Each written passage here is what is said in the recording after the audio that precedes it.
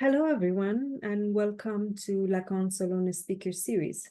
My name is Mandana Mansouri, and I'm honored to serve as a board member of Lacan Salon, and it's my distinct pleasure to extend a warm welcome to each of you. Before we immerse ourselves in the profound and rich questions and talk with our distinguished speaker, Alireza Taheri, let us take a moment and acknowledge the land upon which all the in-person Lacan Salons meetings have taken place since 2007. Although Lacan Salon has sort of a nomadic characteristics, and its members and friends are coming together from different corners of the world, the in-person salon is situated on the traditional, ancestral, and unceded territories of Indigenous people, now colonially named as Vancouver, the ancestral and traditional territories of Coast Salish people, including the Musqueam, Squamish, and Tsleil-Waututh nations. Since I moved to Canada and I learned about the land acknowledgement, there has not been a single time that I acknowledged the land and didn't ask myself the meaning of such a speech or such performance for myself. And at this point, the only thing that comes to my mind is this: repetition. Settler colonialism repeats itself, this time in Palestine. And I ask myself, wouldn't it be nicer for it to be finally fully analyzed? Today marks the commencement of a new year for the Lacan Salon Speaker Series, where we gather on the first Saturday of each month to listen to a prominent Lacanian scholar or analyst. We're thrilled to unveil an exciting lineup of speakers for the upcoming months, featuring Janet Hanning, Leon Brenner, Eve Watson, Maria Fernanda Bundley, and Mariana Hernandez Uria. Stay tuned and join us for these insightful talks. Without further delay, allow me to introduce our guest speaker for today, Alireza Taheri. Alireza holds a PhD from the University of Cambridge. He provides psychoanalytic psychotherapy and supervision in Toronto, where he is actively involved in teaching Lacanian theory at Toronto Psychoanalytic Institute and Society. In addition to this, Alireza is a faculty member of Persepolis Psychoanalytic Institute in Tehran and the Boston Graduate School of Psychoanalysis.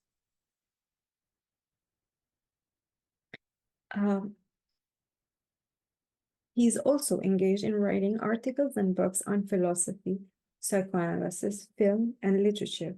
Alireza has published a monograph with Routledge entitled Hegelian Lacanian Variations on Late Modernity, A Spectre of Madness, where he develops a novel dialectical theory based on readings of Hegel, Lacan, and Zizek. He co-edited a forthcoming volume with Routledge entitled Philosophy After Lacan, Politics, Science, and Art, which brings together reflections by contemporary philosophers inspired by and in dialogue with Lacanian theory. Alireza's current research focuses on Lacanian theories of psychosis and autism, about which he is preparing a monograph. Today, Alireza will be sharing his ideas with us under this title, The Late Modern Crisis of Sexuality. What can psychoanalysis provide beyond the clash between ideologies of essentialism and total freedom? I trust you have had the opportunity to read the abstract he shared with us, and like me, excited to hear him. Before the talk, I'd like to remind everyone to keep their Zoom audio muted to ensure a seamless experience for all participants. Additionally, please be aware that this session is being recorded and will be made available on our YouTube channel. Alireza, thank you so very much for accepting our invitation and generously sharing your research and expertise with us. As we all learned from analysis itself, we're all ears. Thank you so much, Mandana, for the introduction, and thank you for inviting me to speak here. I'm looking forward to the discussions afterwards. What I'll be looking at today is, as you can tell from the title and from the abstract, if you had a chance to take a look, is I'll be looking at what I've sort of labeled the late modern crisis of sexuality in a general way, but specifically, I'll be looking at transgenderism as a kind of special case of this. So I'll be going through a number of different points, which I'll sort of outline as we go through it. So first thing I want to sort of talk about, a sort of basic idea to get us started, is the psychoanalysis and its discovery of the derailment of the human from biology. So this is, no news to anyone acquainted with psychoanalysis, and particularly with Lacanian psychoanalysis. Psychoanalysis has taught us that human beings are derailed from nature by language. So the human body, in Lacanian parlance, if we were to say, is permeated by the effects of the signifier. This means that biological processes cannot guarantee any regulative function. Human beings have no essence. We are creatures that are, in a sense, orphaned by nature. Neuroscientists interested in psychoanalysis and psychoanalysts interested in neuroscience, for example, François Ansermet and Pierre Magistretti, claim we are genetically programmed to defy our genetic programming, meaning that essentially we are non-algorithmic, as opposed to software, perhaps, or as opposed to animals, where there is a kind of, quote, algorithm in the instincts or the genetic code. But this is not the case for humans. Or as Nietzsche put it, well before the birth of psychoanalysis, he says, man is the animal whose nature has not yet been fixed, unquote. Other animals can rely on instincts. Instincts are relatively rigid and predictable structures, algorithmic in a sense. They can rely on these structures for survival and reproductions. Human beings, however, do not have such instincts, or if they do, they have kind of given way to the drives. The drives, by contrast to instincts, are from the start in dialogue with the social and cultural other, and radically severed through the intervention of language from any universal vital purpose. For animals, sexuality serves the universal purpose of procreation. However, human sexuality is torn asunder from any such biological aim. Now, this takes us to the next point, which is that because of this lack at the level of nature, human beings have a need for social and cultural supplementation. We need social and cultural institutions to make good what is missing at the level of nature. As a result, human cultures and civilizations have always faced the responsibility of regulating sexual ties through institutions and norms. Who you can marry, who you can't marry, who you can have sex with, who you can't, incest taboos, exogamy, and so on. Likewise, sexual identity has also always required the support of cultural inventions, enabling the human being ascension to adult sexuality. We're not genetically programmed to guarantee that we're going to reach a predestined, predetermined destination by a certain age. What becomes of every human subject's adult sexuality is the product of a very complex interplay between the body and the environment, mediated by language, norms, rules, institutions, and so on. And hence the outcome is always unpredictable, non-algorithmic, and singular. So now this takes us to the next point. What do I call the contemporary crisis? So what is the contemporary crisis, and what is its link to globalization? So in the contemporary situation, we see rapid social changes, and this has led to the questioning and challenging of social institutions, which in the past may have enjoyed a greater stability and certainty in themselves. The encounter between cultures and civilizations has led to the foundational fictions of each civilization or culture to be increasingly difficult to be taken as a necessary, natural, or permanent. It is no longer that given for a given subject to necessarily believe in the values that he or she may have inherited even from his or her parents. A few hundred years ago, if your parents were of a certain creed, likely you would be as well. But today, it's not at all clear that if you are of a certain religion, of a certain faith, even if your partner is as well, that the children you have will have that faith, or that they won't be complete enemies of that faith, or they'll just not care for it at all. The foundational fictions through which faith was more or less guaranteed, not totally guaranteed, but was much more guaranteed in the past, has now faced a kind of a crisis of disbelief.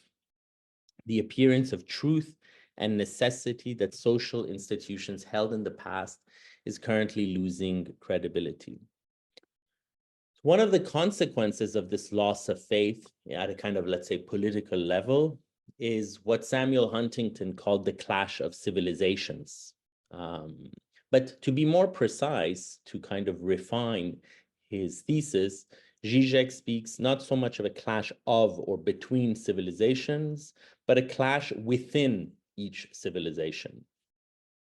Each civilization is now confronted with the fact that it cannot believe in itself the way it used to.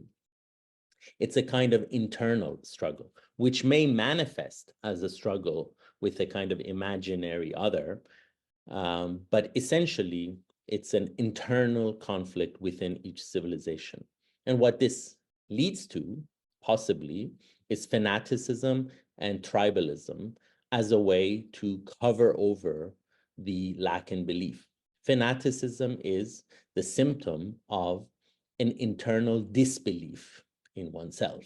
You know, somebody who really, really has strong faith doesn't need to be a fanatic or doesn't need to be tribalistic. Now, that's one possible outcome of this sort of clash within each civilization. Another one, a more promising outcome, but unfortunately probably more rare, is to take a decision against tribalism and particularism for the sake of universality. Now, at the level of sexed identity, what we're seeing is that the crisis regarding the validity, regarding the credibility of social institutions, norms, beliefs, may have an effect on the destiny of human sexuality. And this is because the political and the sexual are very intertwined. This is a singularity of the human species. This has very interesting consequences. Not only, as we've just seen, the sexual is dependent on the political, but we can see that the political can itself become very sexualized. And this is something that we have seen, for instance, in a kind of a comical way in the Trump-Clinton presidential elections, which kind of became a kind of puerile, infantile battle of the sexes. And in a kind of way, one does see a certain, caricature by which more conservatives take on a kind of a more masculist sort of position, and the left kind of takes on a more feminine one. Of course, these are very imaginary ways of seeing it, but there's this kind of imaginarization or sexualization of the political field. Emmanuel Todd, a French writer, has recently published a book which I've only just ordered, so I've heard him talk about it, and it's kind of interesting. He there talks about the decline of the Western civilization. And one of the things he talks about is transsexual discourse, which he considers to be an assault on reality. Now, of course, the way he puts it is rather naive. Reality is a very ideological category that has no place in psychoanalytic thought for us. We may have to kind of rethink his position in a kind of a different way. But what is interesting about the idea is that it's a book about Western civilization, and it's quite preoccupied with the question of sex or sex identity and sexual difference. What it confirms for us is, again, this intertwinement of the civilizational and the sexual, the political and the sexual. There is an internal conflict, as we said, within each civilization and within each sex identity. The clash between civilizations hides a more important clash within each civilization with itself. Likewise, Lacan's dictum, il n'y a pas de rapport sexuel, there is no sexual relation, does not point to a clash between the sexes, between the masculine and the feminine, but rather it points to a clash and a division or impasse within each sexed position. A clash that in earlier times, when the belief and credibility of social institutions was less under questioning, that clash would be less visible. But today, that clash within each sexed identity, the fragility for humans of sexual identity is becoming more apparent. So today, what we see is a kind of a, a conservative and liberal reaction to this sexual ambiguity, which was hidden before, but now more visible. So we witnessed the rise of transgender movements testifying to the collapse of the binary conception of sexuality. And this has led to a certain conflict, a conflict between the conservative ideology of essentialism, which is more or less grounded in a kind of scientific biology.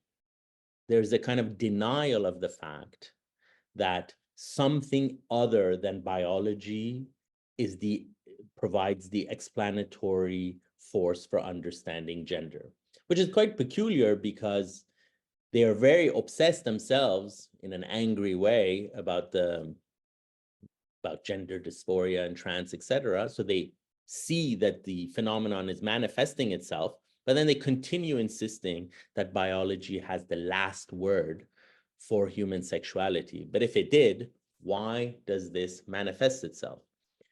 So sexual ambiguity by the conservative ideology is totally denied.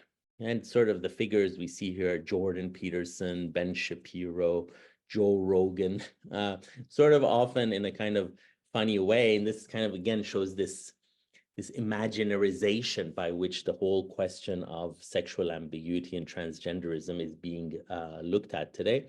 What one sees is mostly kind of very macho kind of personalities who, in some of their cases, they're very into jujitsu and so on, who support a kind of critique of the transgender movement on the basis of a kind of biological essentialism.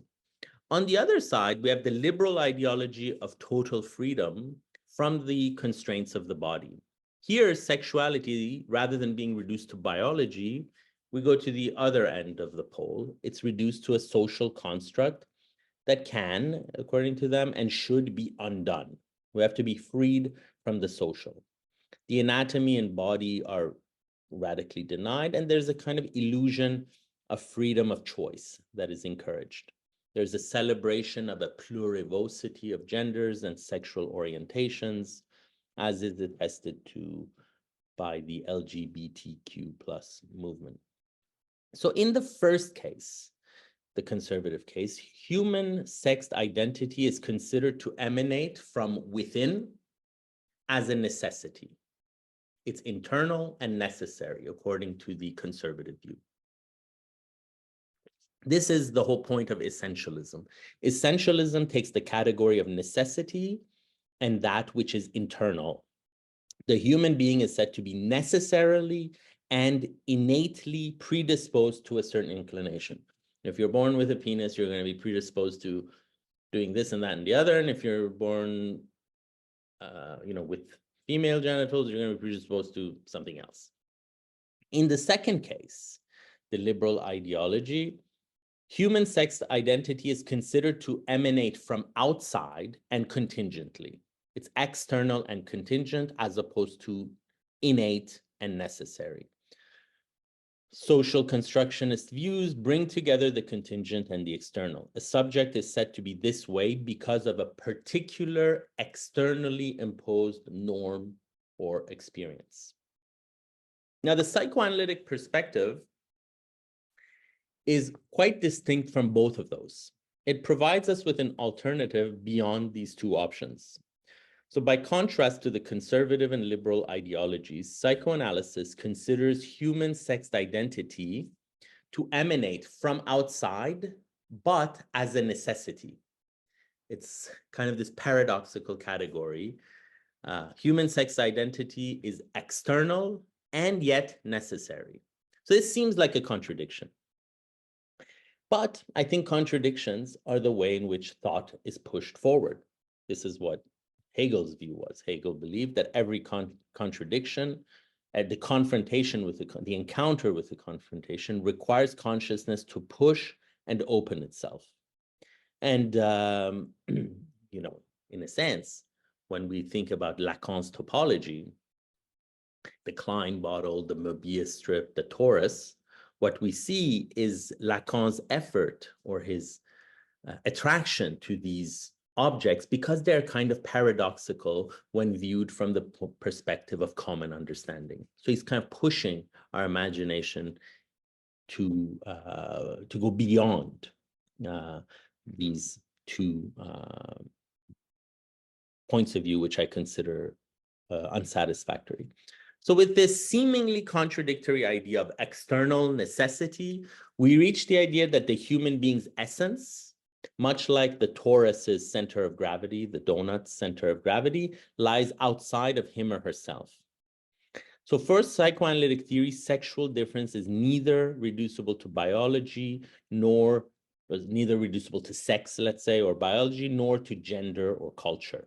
Psychoanalysis offers this third space between nature and nurture. Sexual difference is neither a biological law nor a social law. It is the outcome of the clash between nature and language. The Lacanian idea of the real means that you cannot undo sexual difference. As Lacan says, the real always comes back to the same place. However, this real is not reducible to the symbolic, to social construction, nor is it reducible to biology.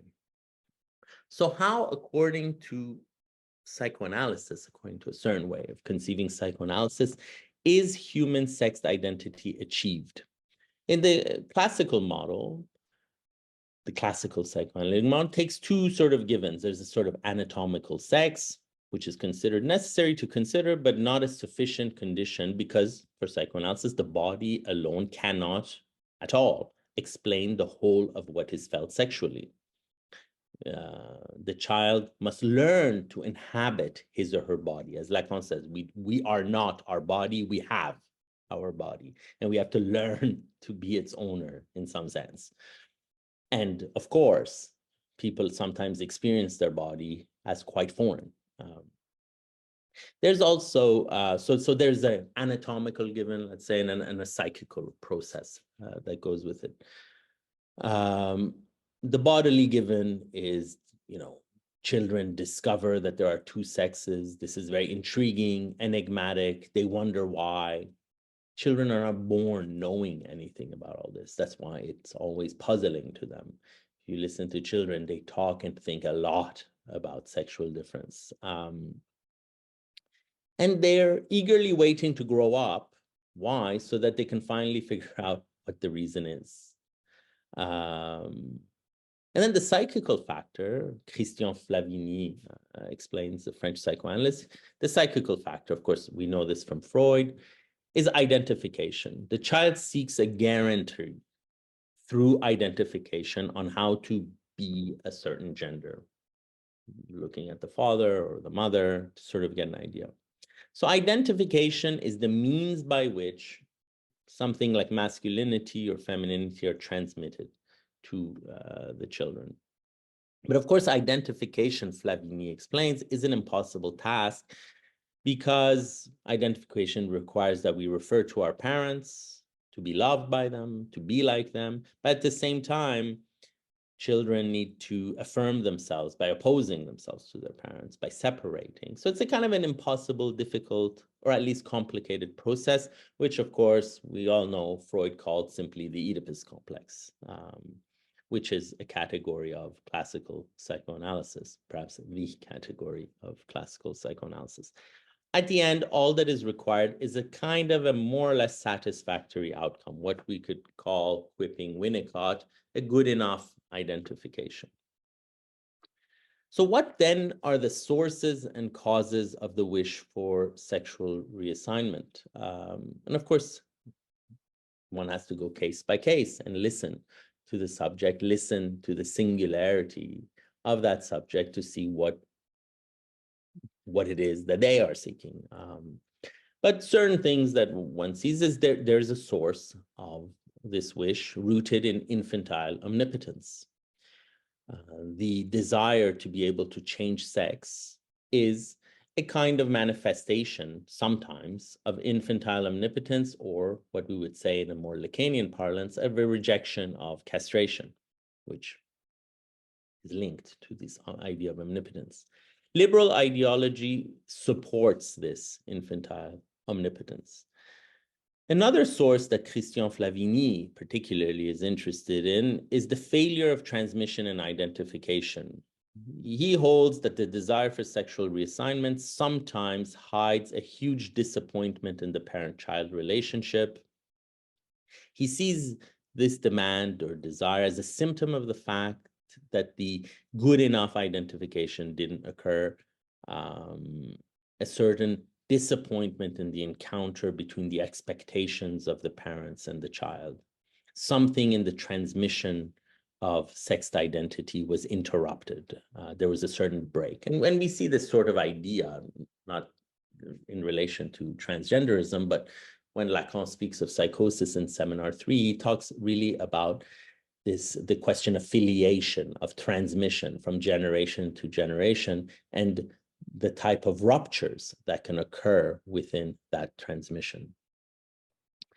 The parents, for instance, may have unresolved feelings in relation to their own gender, or unresolved conflicts that get passed on, and something of the passing on of certain traumas, etc., may get in the way in this transmission of a so-called good enough identification. For Flavigny, the demand for sexual reassignment is an index of the failure of achieving pride in one's gender. A sense of pride must emerge between mother and daughter, father and son, he holds, so that the transmission can take place. Now, this pride, very, very importantly, he makes a very good point, I think, in this regard. He says this pride does not involve the depreciation of the other sex. Rather, the pride in one's own sexed identity is the condition for shared intimacy with the other. So we live today in a time where pride in one's gender may be falling apart, and where for that reason we witness a reciprocal depreciation of each gender by the other. Like, for example, the rise of misogyny in the incel community, or, and then angry reactions by,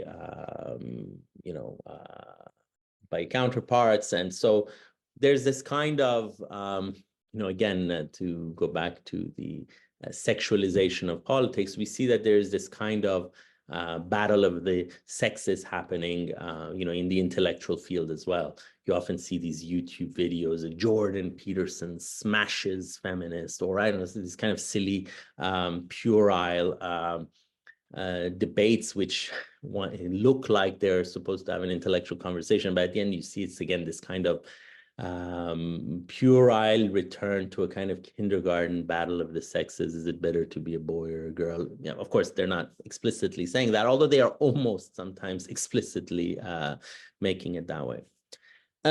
From a Lacanian perspective, it is often the case that a demand for sexual reassignment has something to do with a return of castration in the real.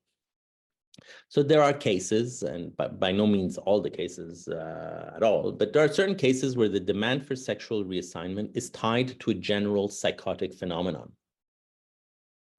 which we know as the feminization of the body. In Lacanian parlance, it's called the push to woman or the push towards woman. Lacan called it the pousse à la femme. According to Lacan, what has been foreclosed, I'm quoting him, what has been foreclosed from the light of the symbolic returns in the real. In psychosis, castration is foreclosed from the symbolic and therefore may return in the real. This return in the real is known as the push to woman. The push to woman, is very important here to note, is not a desire.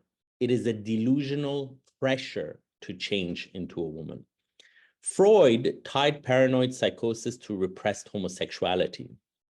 Now, Lacan clarified that what is actually at stake is not homosexual desire, but the experience of a forced feminization of the body.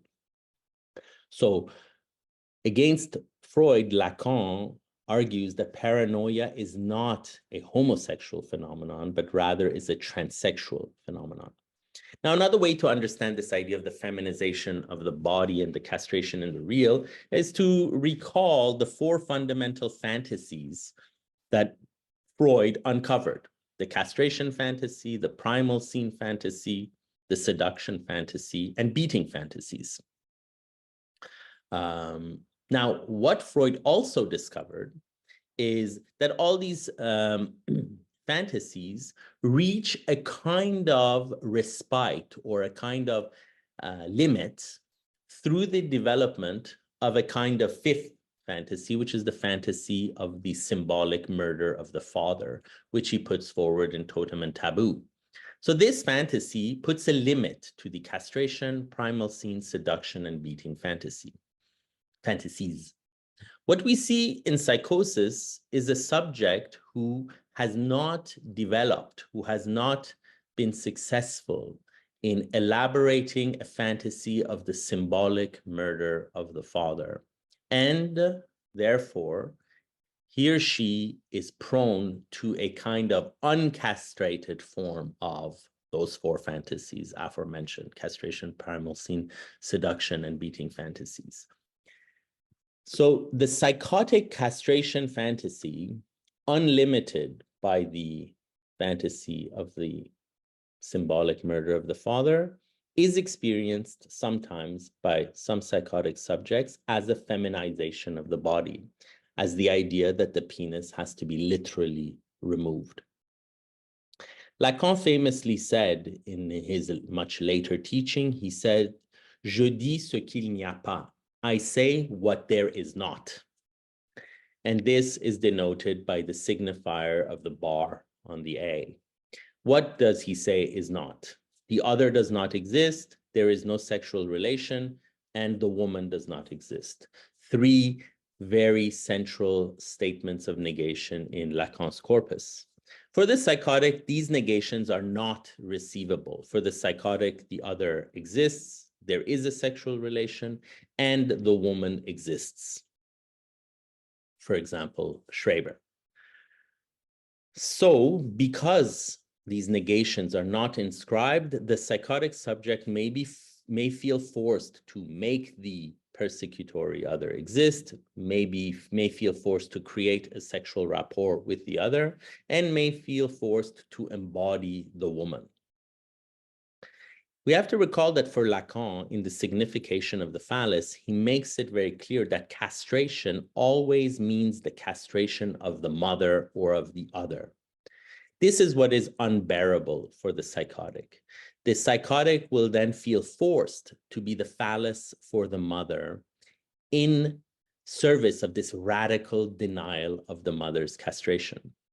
Now, being the phallus of the mother can be experienced as a kind of feminization. Here I quote Lacan.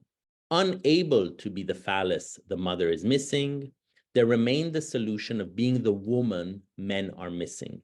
This is a universal phenomenon of psychosis in men is a kind of a push towards embodying the woman that men are missing. As Éric Laurent puts it, the way the drive functions in psychosis, I quote him, it aims at the woman that all men are lacking. Now, this push to woman will take on various forms. It will take on forms that are slightly more symbolic. It'll take on forms that are more real. The demand to have the penis removed is, of course, a case of a measure that is more on the side of the real, whereas, let's say, choosing a profession that is traditionally associated with femininity or with women would be a solution that, bears more on a symbolic solution. But what one sees is that in male psychosis, there's always this pressure towards the feminization of the body. I just want to say a few words about Lacan's notion of the common error. Lacan refers to the common error to denote the error by which having or not having an organ means that you have to behave in a certain way. Now, we see this common error very flagrantly at work in the conservative ideology. If you're a man, you have to behave like a man. And if you have a penis, you have to behave like a man who has a penis. And if you don't have one, if you have a vagina, instead you have to behave a certain way, which is, fitting to a woman. This is the conservative error, which Lacan calls the common error. It consists of mistaking an organ for a signifier. Just because you have one organ or the other, it does not mean that you have to place yourself in the symbolic order in one camp rather than another. Now, Patricia Garovici claims, I quote, "It may be such an error, namely the common error of taking the organ for a signifier of sexual difference, that is being made repeatedly by some transsexuals." And this is kind of a very important point, because we need to, when speaking to someone who is making this demand for sexual reassignment, it's very, very important to try to understand what is the nature of the demand. And here it's very important to think in terms of structure: psychosis, neurosis, and perversion. These are very, very important. As much as gender or sex identity is radically fluid or radically plastic, let's say, according to psychoanalytic theory, something that Freud discovered in 1905, as much as it's plastic and fluid, structure, by contrast, for Lacan and for Lacanians, the distinction between psychosis, neurosis, and perversion is rather rigid. You can't be psychotic today and neurotic tomorrow, and so on, as other branches of psychology or even other branches of psychoanalysis may claim. For Lacan, structure is rather rigid. Now, it's very important to think in terms of structure, because, as we saw earlier, psychosis may involve the feminization of the body. And so the question to always ask, is the demand for sexual reassignment surgery the expression of a desire, or is it the expression of a castration in the real? In the latter case, the demand ultimately comes from the field of the other rather than that of the subject. The demand in a delusion always comes from the field of the other. There's a famous kind of Lacanian joke that establishes this idea in a very humorous way. You've probably heard the joke, but I'll say it anyway. Perhaps you haven't heard it, but it's a psychotic man who has a delusion that he thinks he's a chicken, and he's in the psychiatric ward, and after months of being there, he comes to finally realize that he's a human being and he's not a chicken. And so the psychiatrist tells him, okay, you're free to go. He leaves the hospital, and within a few hundred meters from the hospital, he sees a wolf, gets extremely scared, rushes back to the hospital. The psychiatrist says, why are you back? And he says, well, as soon as I left the hospital, I saw a wolf. And the psychiatrist says, doesn't matter. So what if you saw a wolf? You know very well that you're not a chicken, so you're safe. He goes, yes, of course, I know I'm not a chicken, but does the wolf know that? And this is the essence of what a delusion is. the delusion that tells the subject you're Jesus or whatever always comes from the field of the other. It's not necessarily the expression of a desire. So, in the case where we sense that the demand for sexual reassignment is the expression of a delusion of feminization, Lacan would advise that we neither counter the delusion nor accept it directly, because the delusion has a function of limiting and framing the jouissance. But at the same time, the delusion may, in certain cases, put the body in a certain jeopardy. And so there are, examples where Lacan intervenes to a patient in the thralls of a pushed woman and says something like, "Nonetheless, you still have a masculine organ." And it's kind of ambiguous enough because he's not saying that your statements about feminization are nonsense or anything like that. He respects the delusion, but at the same time kind of fortifies a certain possibility for the subject not to be at the mercy of an injunction that comes from the field of the other. So interventions like that neither counter nor supplement the delusion, but support a kind of loosening of a conviction coming from the imposed speech from the other demanding feminization. So now I want to say a few words about some of the possible impasses of a medical and surgical approach. Firstly is the horror of castration. Today, the novelty is that medical and surgical progress has given us the impression of a solution. Now, I think it is an error to push a person at unease with his or her sex immediately into surgery. Because an actual surgery, again, in the case where there's a psychotic structure, may bring about the experience of the horror of the fragmentation of the body. If you recall from Lacan's famous mirror stage paper, he talks about the fragmented body, which he links to Hieronymus Bosch's The Garden of Delights. The human body's primordial experience of the body is one of a fragmented body. It is only through the creation, through the mirror stage of the fiction of the unified body that the human being can create a certain sense of motor agility and ability to counter this sense of fragmentation. Now, in psychosis, it's always an imminent possibility for this, because of this kind of faultiness or insufficiency at the level of the mirror stage, for the subject to feel at the mercy of a kind of fragmentation of the body. Now, some sex change, some reassignment surgeries can be experienced as a literal castration. As we saw, in certain cases, what is at work is a delusion of emasculation, the fantasy of castration. And an actual surgery may realize the delusion. So any demand for bodily transformation should be thought and talked through insofar as they may trigger the horror of the fragmentation of the body. Patricia Garovici warns that one should first assess the symptomic value of existing symptoms before going ahead with sexual reassignment surgery. I quote her, "Hence, I would argue that to assess a request for a sex change, it is essential to identify the therapeutic effectiveness of the existing symptoms. Perhaps, and we'll talk about it a bit later, there may be other ways in which a subject can address what is happening in this foreign thing, which is our body, can address it in a way that tends more on the side of the symbolic and maybe less on the side of the real, perhaps. And it's important to provide that opportunity. Sometimes, the demand or wish for a change of sex is not so much about sex, but it's a way of creating a future.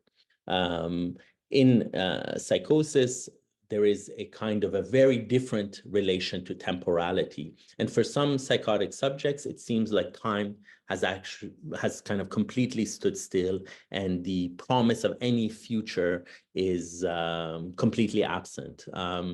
And sometimes the demand, like as we know from Schreber, the idea that Schreber had was that his transformation into a woman was going to take 1,000 years. So it gave him this kind of idea that, you know, time can still continue, and there, you know, things aren't just completely over right now. And so sometimes the idea of a transition might have its kind of therapeutic efficacy precisely in the sense of creating a time. And of course, realizing the demand for sex change would eliminate that new temporality brought about. Also, it's important to note that there is ultimately, for no human being, is there any escape from sexual division. I quote Patricia Geravici, any request for sex reassignment surgery should be interpreted psychoanalytically before being actualized, because if the surgery is pursued as a way out of a deadlock of sexual division, it will fail as an answer. I quote her again, no anatomical transformation can grant a fantasized position beyond lack and desire. Sometimes we see in certain psychotic subjects an effort to deny sexual difference.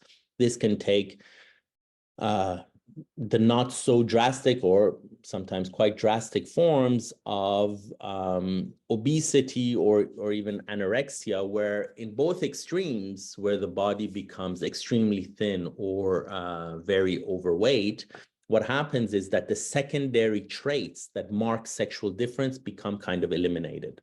In a person who's very, very obese, who are extremely, extremely thin, it's a bit harder to sort of mark sexual difference through secondary sexual traits like the jawline or whatever.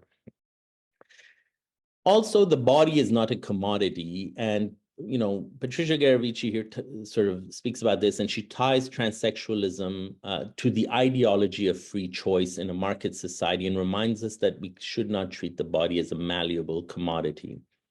Lacanians today speak very much about the injunction to enjoy in late modernity. The superego tells us to enjoy, and the question that Patricia asks is whether the medical transformation of the body could be an extreme of this urge to enjoy without considering the body as a limit. There is also a parallel to the denial of death. Patricia Geravici explains that Steinach, the pioneer of sex change operations, claimed that he had also found a way to immortality. When the name of the father is foreclosed, as it is in psychosis, the subject has a bit more difficulty in confronting sex and death, and the denial of one, sexual difference, may imply a corollary denial of the other, death.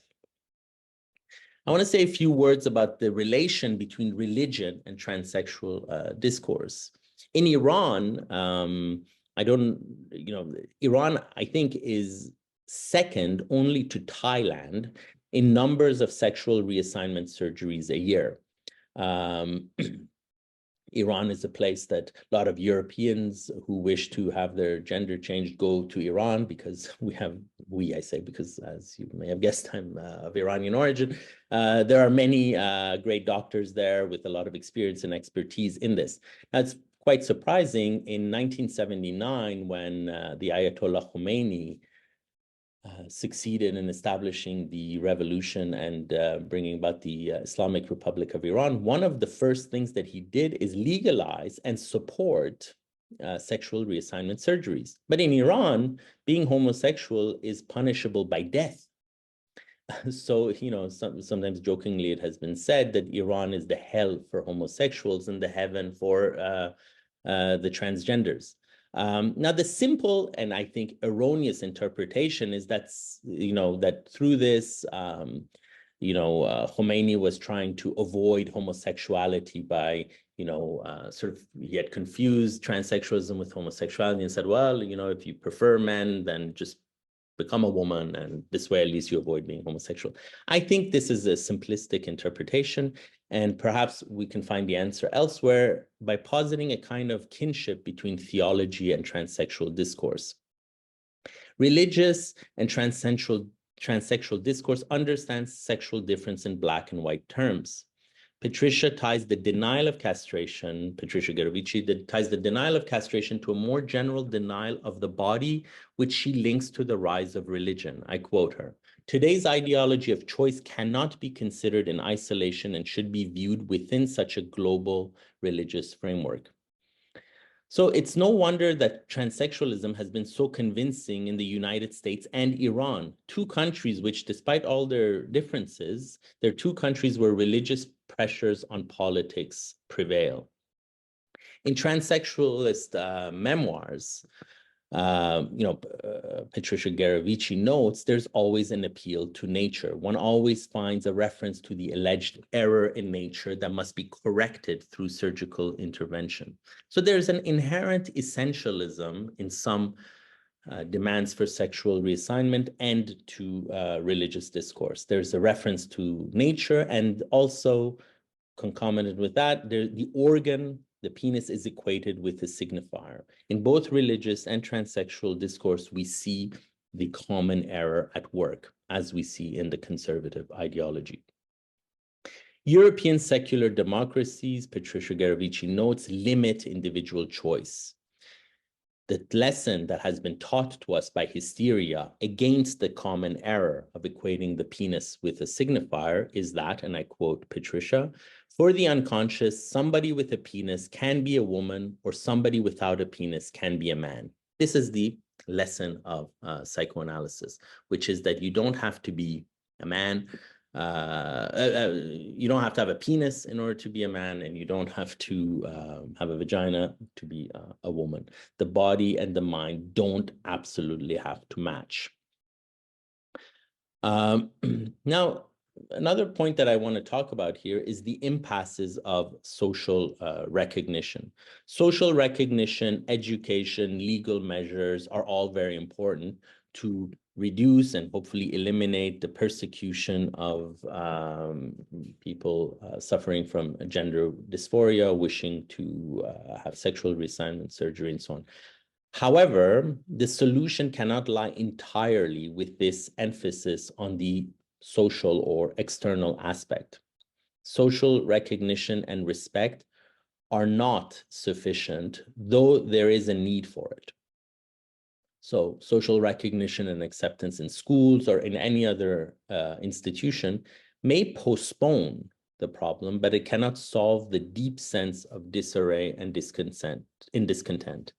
It is important that the external gaze be educated to not be judgmental and to therefore avoid furthering someone's pain.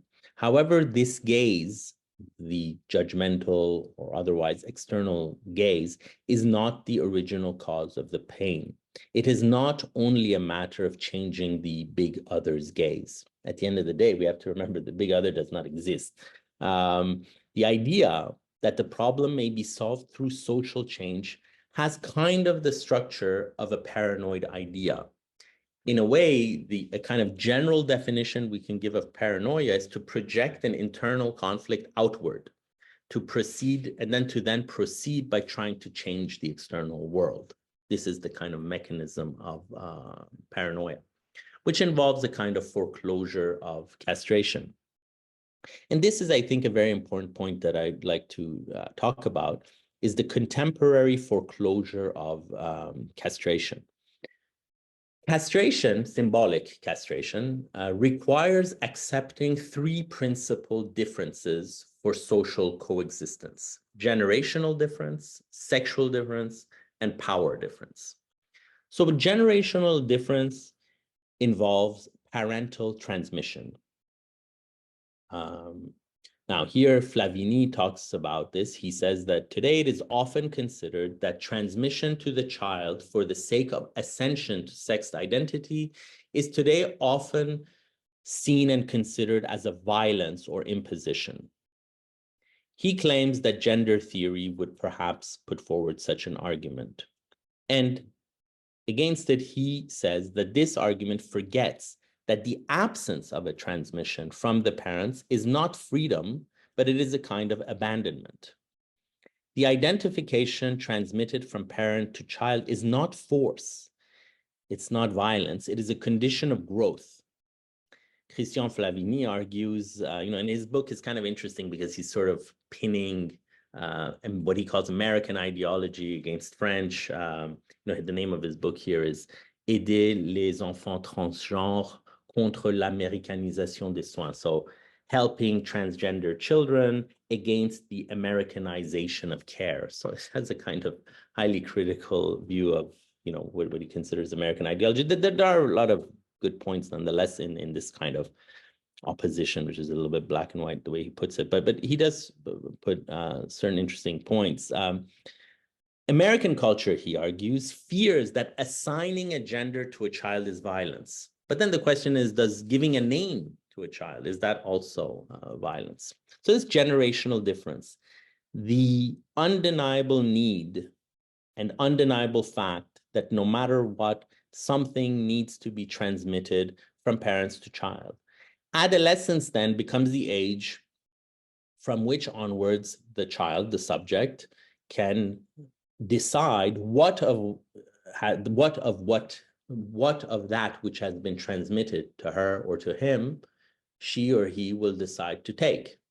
You've been given a certain religion, perhaps a certain identity or whatever, and you may say, well, I don't agree with this, I don't agree with that. But it's an absolute impossibility to imagine raising a child without this transmission. And this transmission, Flavigny argues at least, should not be seen as a form of force or imposition. It could be that way, but it doesn't necessarily have to be seen that way. Now, sexual difference, on the other hand, involves, for Flavigny, the category of seduction. He argues that seduction is the regulating factor between men and women. In seduction, he says, men and women have equal, though different, power. And he believes that seduction is a category also vilified by what he considers to be American Puritanism. Again, he feels that seduction is seen as a force or abuse, when in fact it could be seen as a regulating principle.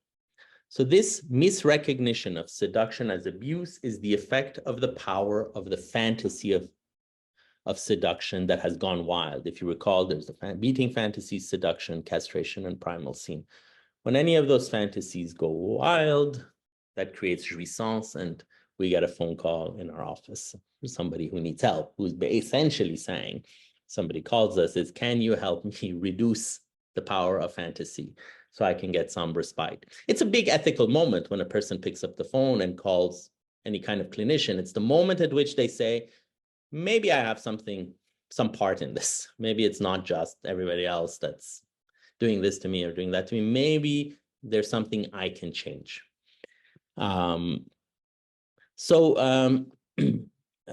Now, according to Flavigny, he says gender theory wants to abolish sexual difference because seduction is seen from the point of view of a fantasy of seduction that has run amok.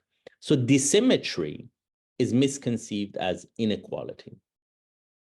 Power difference, thirdly, is regulated by the category of authority. Authority regulates the relation between those who have more power to those who have less power. For example, in a classroom, a teacher traditionally has or had, maybe should have a bit more power than the students. A leader, whether it's in a corporate situation or political situation, where it has more power than followers.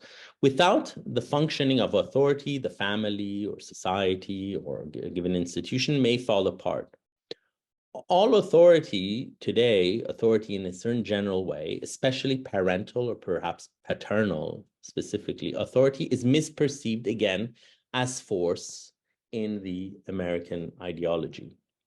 Now, symbolic castration means to accept the necessity of some kind of generational difference, meaning parental transmission, some kind of power difference, meaning the importance of the regulatory power of authority, and some kind of sexual difference, meaning that what regulates the relation between men and women is seduction. So it's, in a sense, symbolic castration means accepting, however one conceives it, of course, it's going to be conceived in a very singular way by every subject, but accepting these three dissymmetries as not necessarily implying force or inequality. Of course, they may, but they don't constitutively. The dissymmetry in power between parent and child does not immediately mean the child is abused.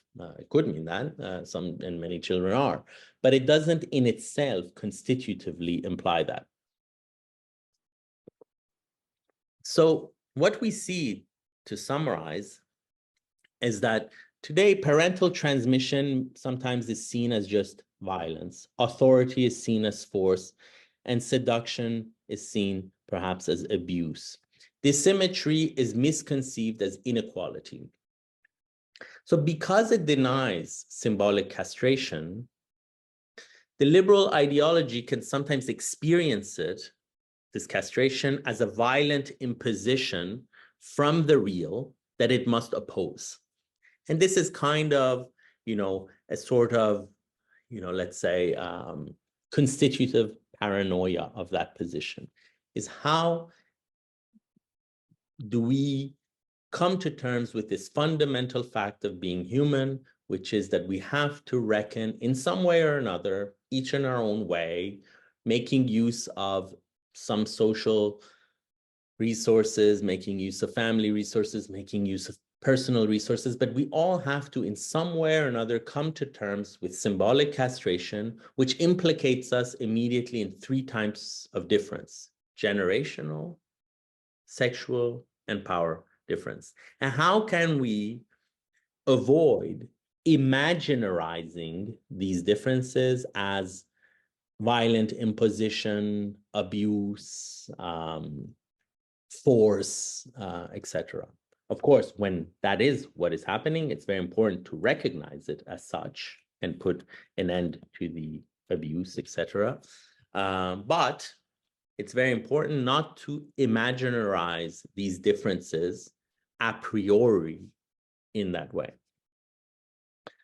Now, some of the last points I want to look at is this contemporary, our relationship today to psychoanalysis, and specifically our unconscious relationship to psychoanalysis. There are two basic principles of psychoanalysis, and here Jacques-Alain Miller makes a very, very interesting point in this regard. He says that the two principles of psychoanalysis are the following. The first one has to do with sexual ambiguity. Freud knew, Miller explains, the difficulties involved in assuming a masculine or feminine position. And hence he discovered that the feminine and the masculine do not refer to two rigid positions that we can only occupy one. There's an ambiguity, fluidity, or however we want to call it, a plasticity between these two positions.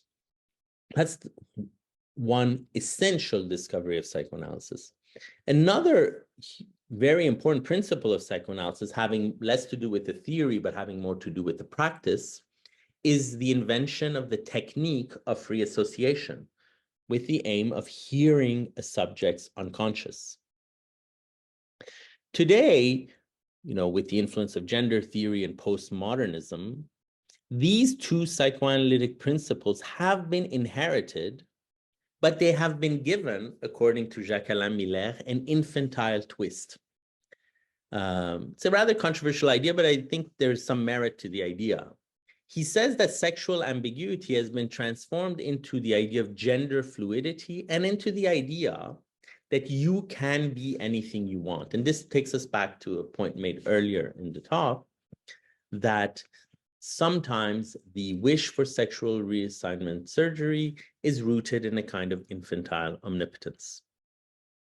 So sexual ambiguity is very much celebrated here as an inheritance from psychoanalysis, but it has been distorted into a kind of almost superego injunction: be whatever you want.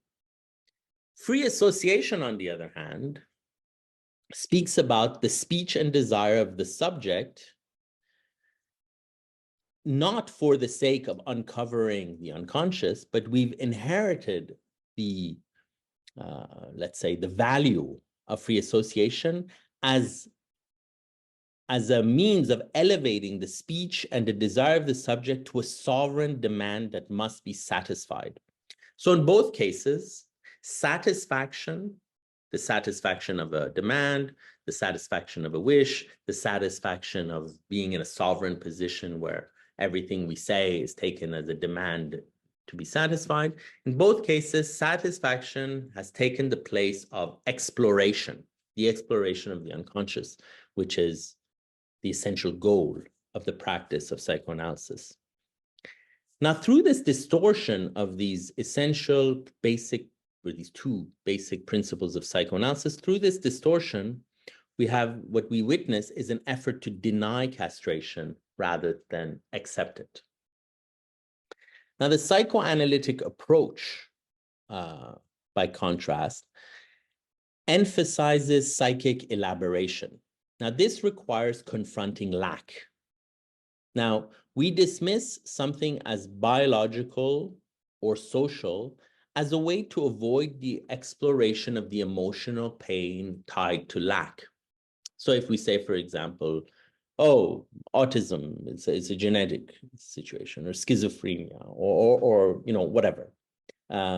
What the appeal to biology, what it does is it curtails exploration. So if you have a family where everybody seems to be doing very well, they have 4 children or 3 or whatever, and they're all doing very well, and the parents are doing very well, very well. Then there's one schizophrenic child who's in the basement, or a melancholic child, deeply depressed, or whatever. How do we understand that? Oh, genetic affliction, born that way. Well, that's a way for the other members of the family to completely reject any responsibility they may have had in the illness of that one member. You know, as John Donne says, no man is an island entire to himself. Psychoanalysis enables us to understand not only our own symptoms as having historical origin in our experiences, but even the symptoms of those loved ones near us as having some link to us.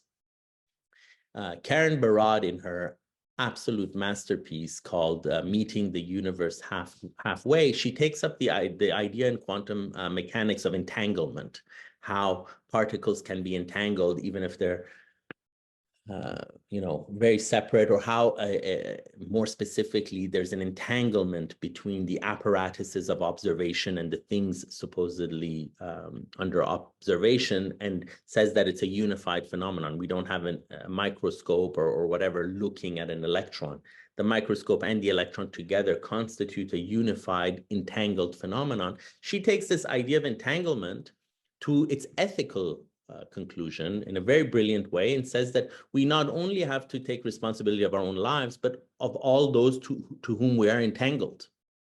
So if there are 4 children and one is schizophrenic, parents can't just say, oh, well, that, you know, he was just a bad apple.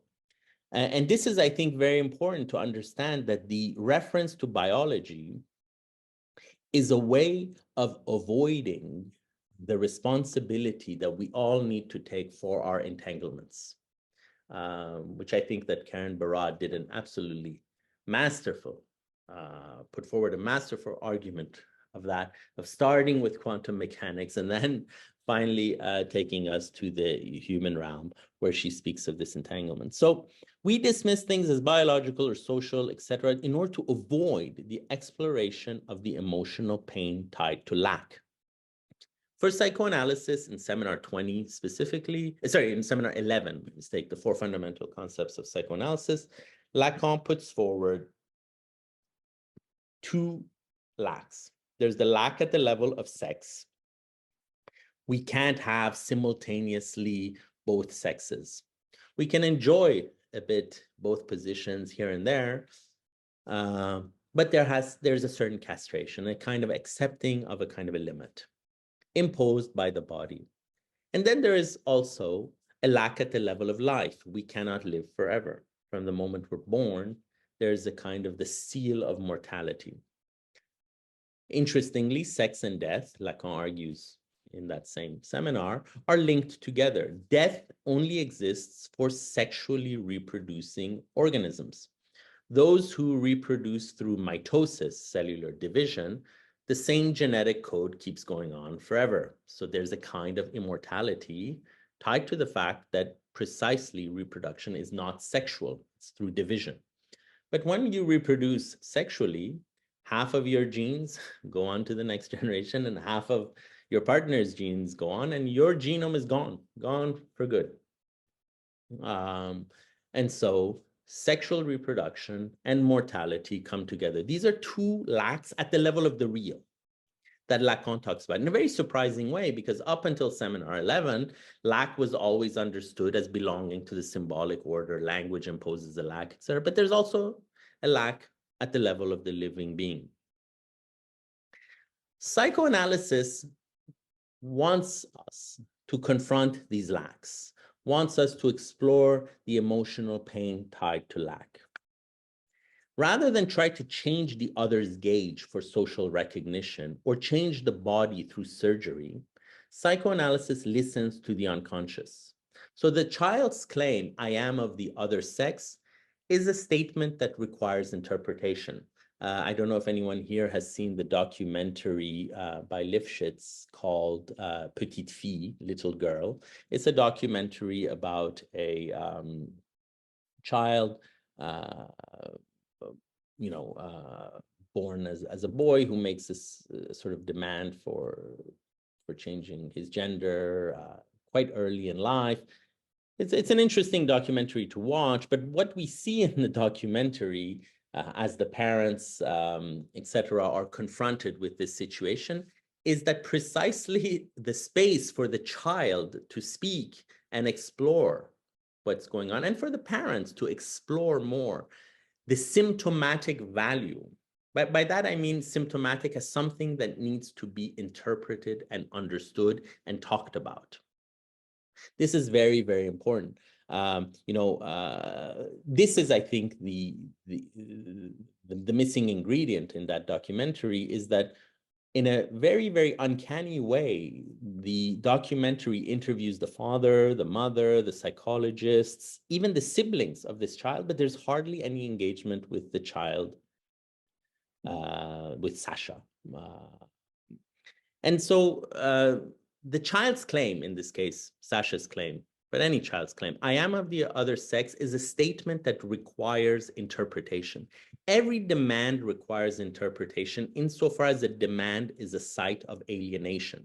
Every demand has to be seen as a symptom. A symptom is something that says many, many things, but at the same time may say nothing at all. But essentially, it says way too much.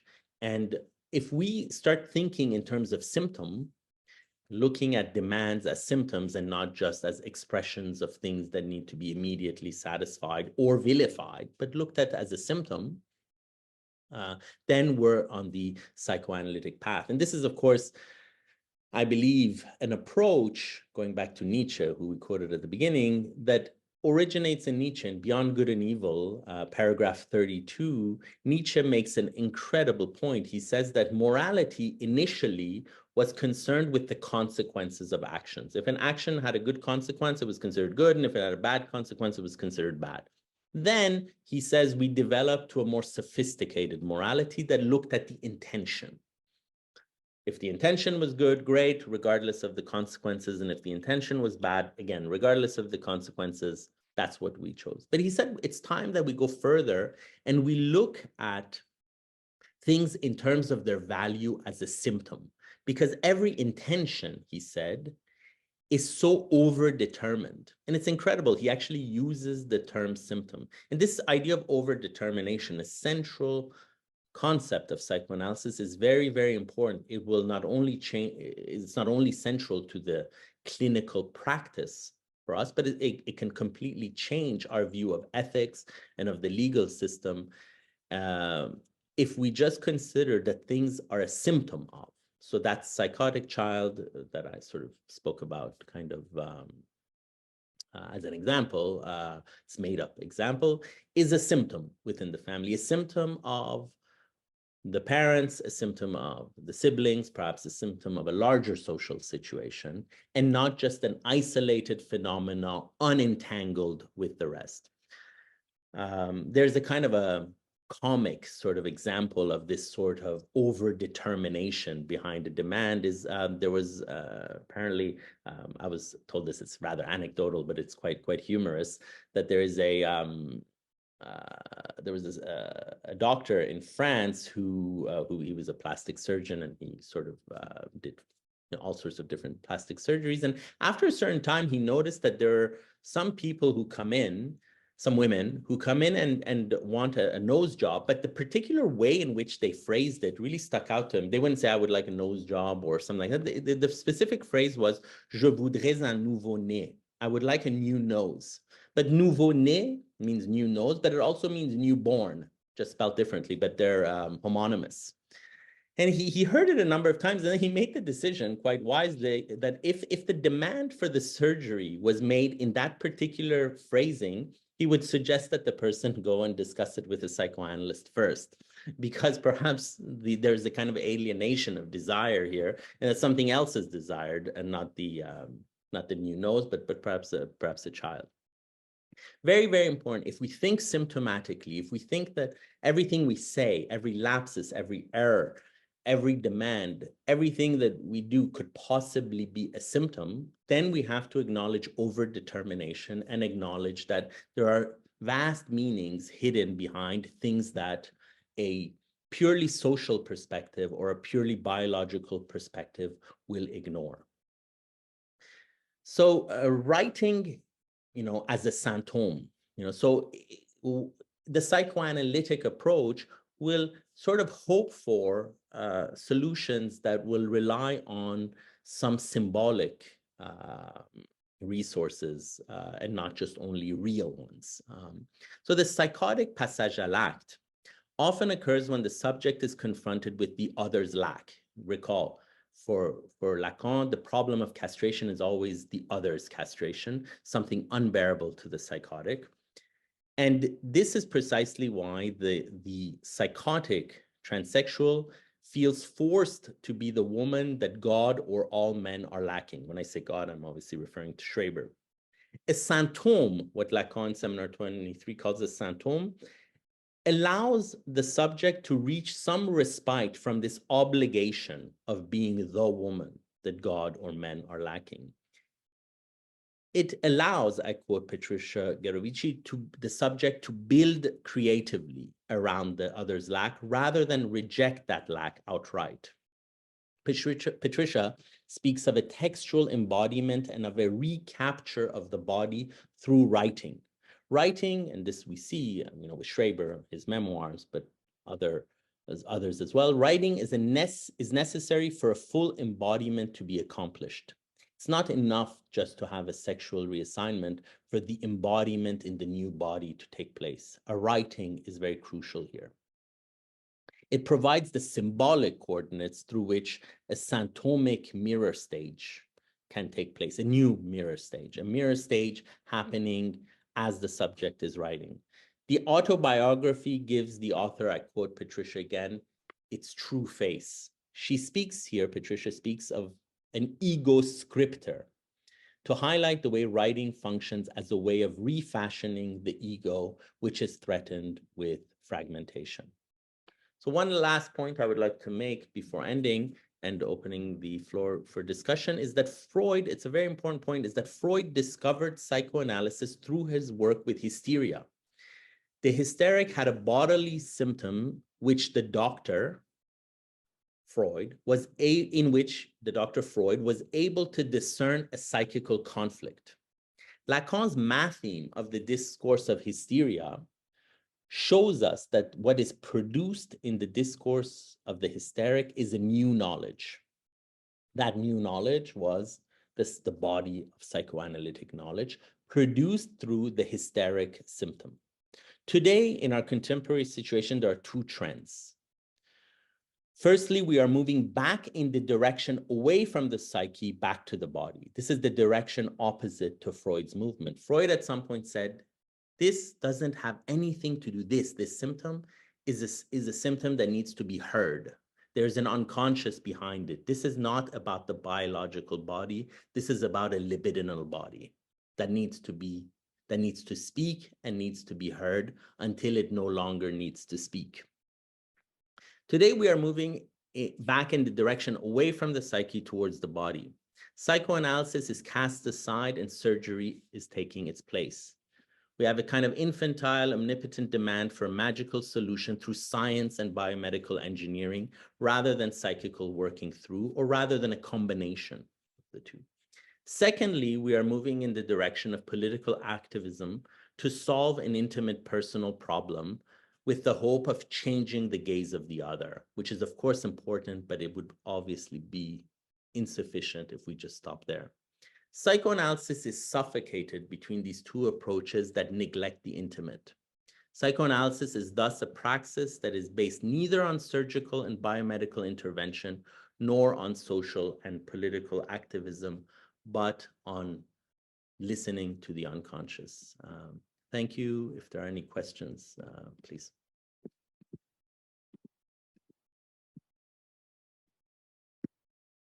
Thank you so very much. I just realized that I have two kind of presents here, and one is under a man's name, which is kind of like, wow, like something's happening. There's a transmission of some sort being acted out here. So if anyone has a question, please.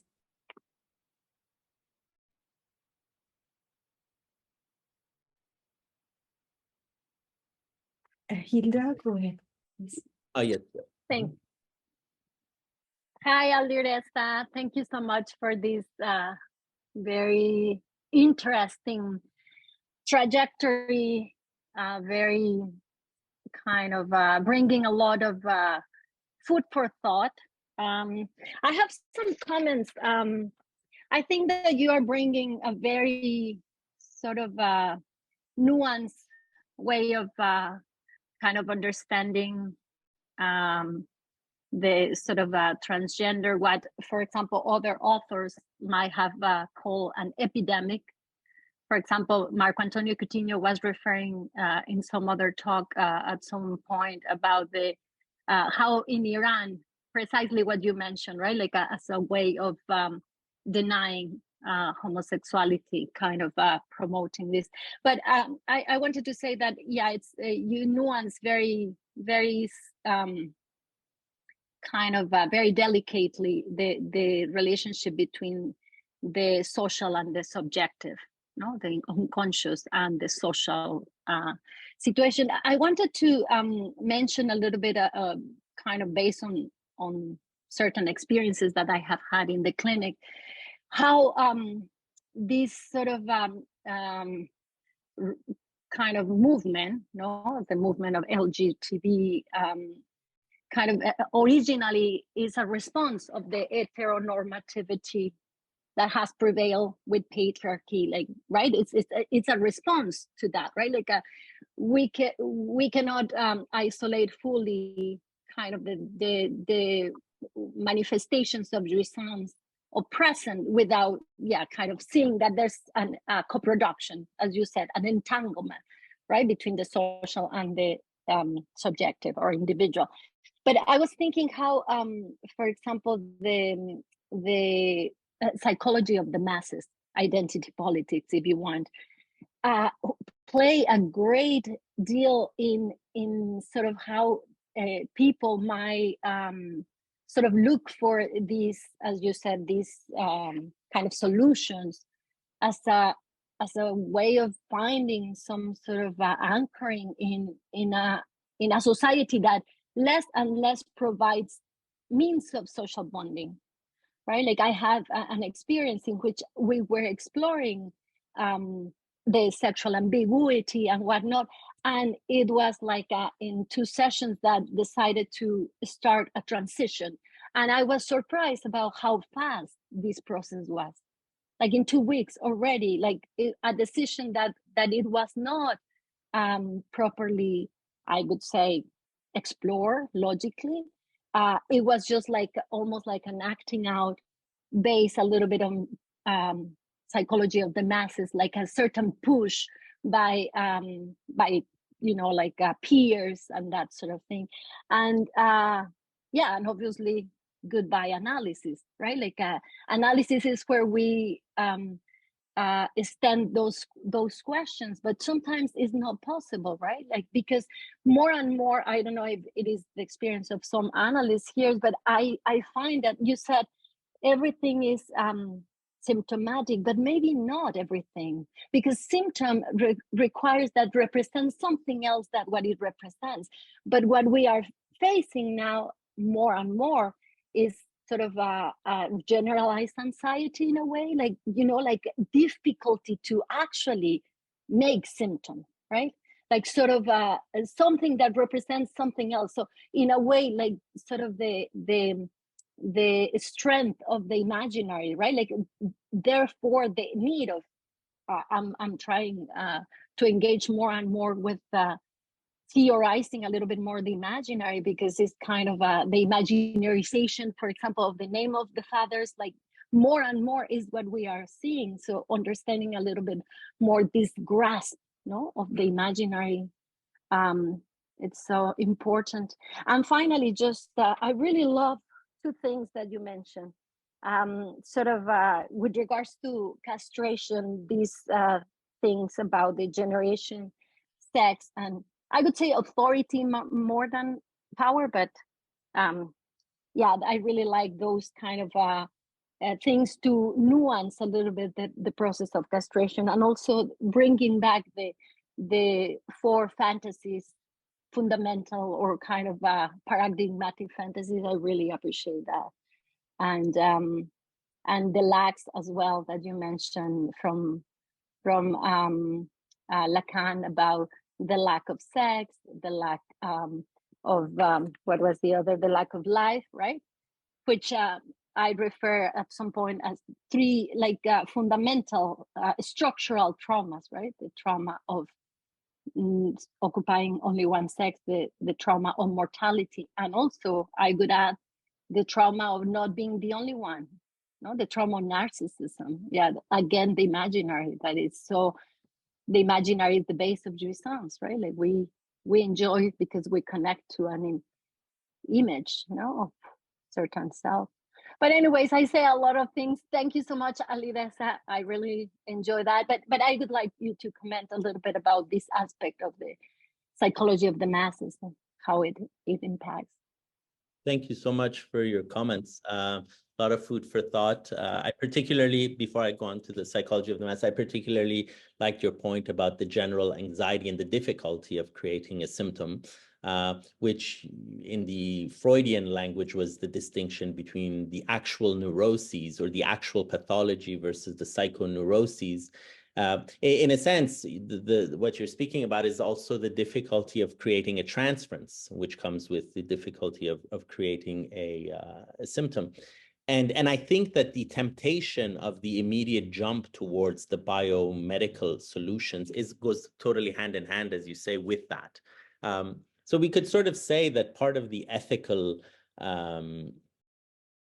responsibility of psychoanalysis, to put it in a kind of sloganish kind of way, is to see how much can we help in creating the symptom, help a subject create a symptom rather than subject, because without a symptom, without a transference, it's like as you said at the end with the narcissism, it's like living in a world without an other, without the social other, and and where, it's a bit like pharmaceutical drugs. So a little bit might be necessary at a certain point in life, etc. But relying entirely on these solutions that target the body immediately without the circuitous path of the other, the analyst in this case, and the creation of a symptom, as you put it, these all will go hand in hand. So yeah, that was a very good point.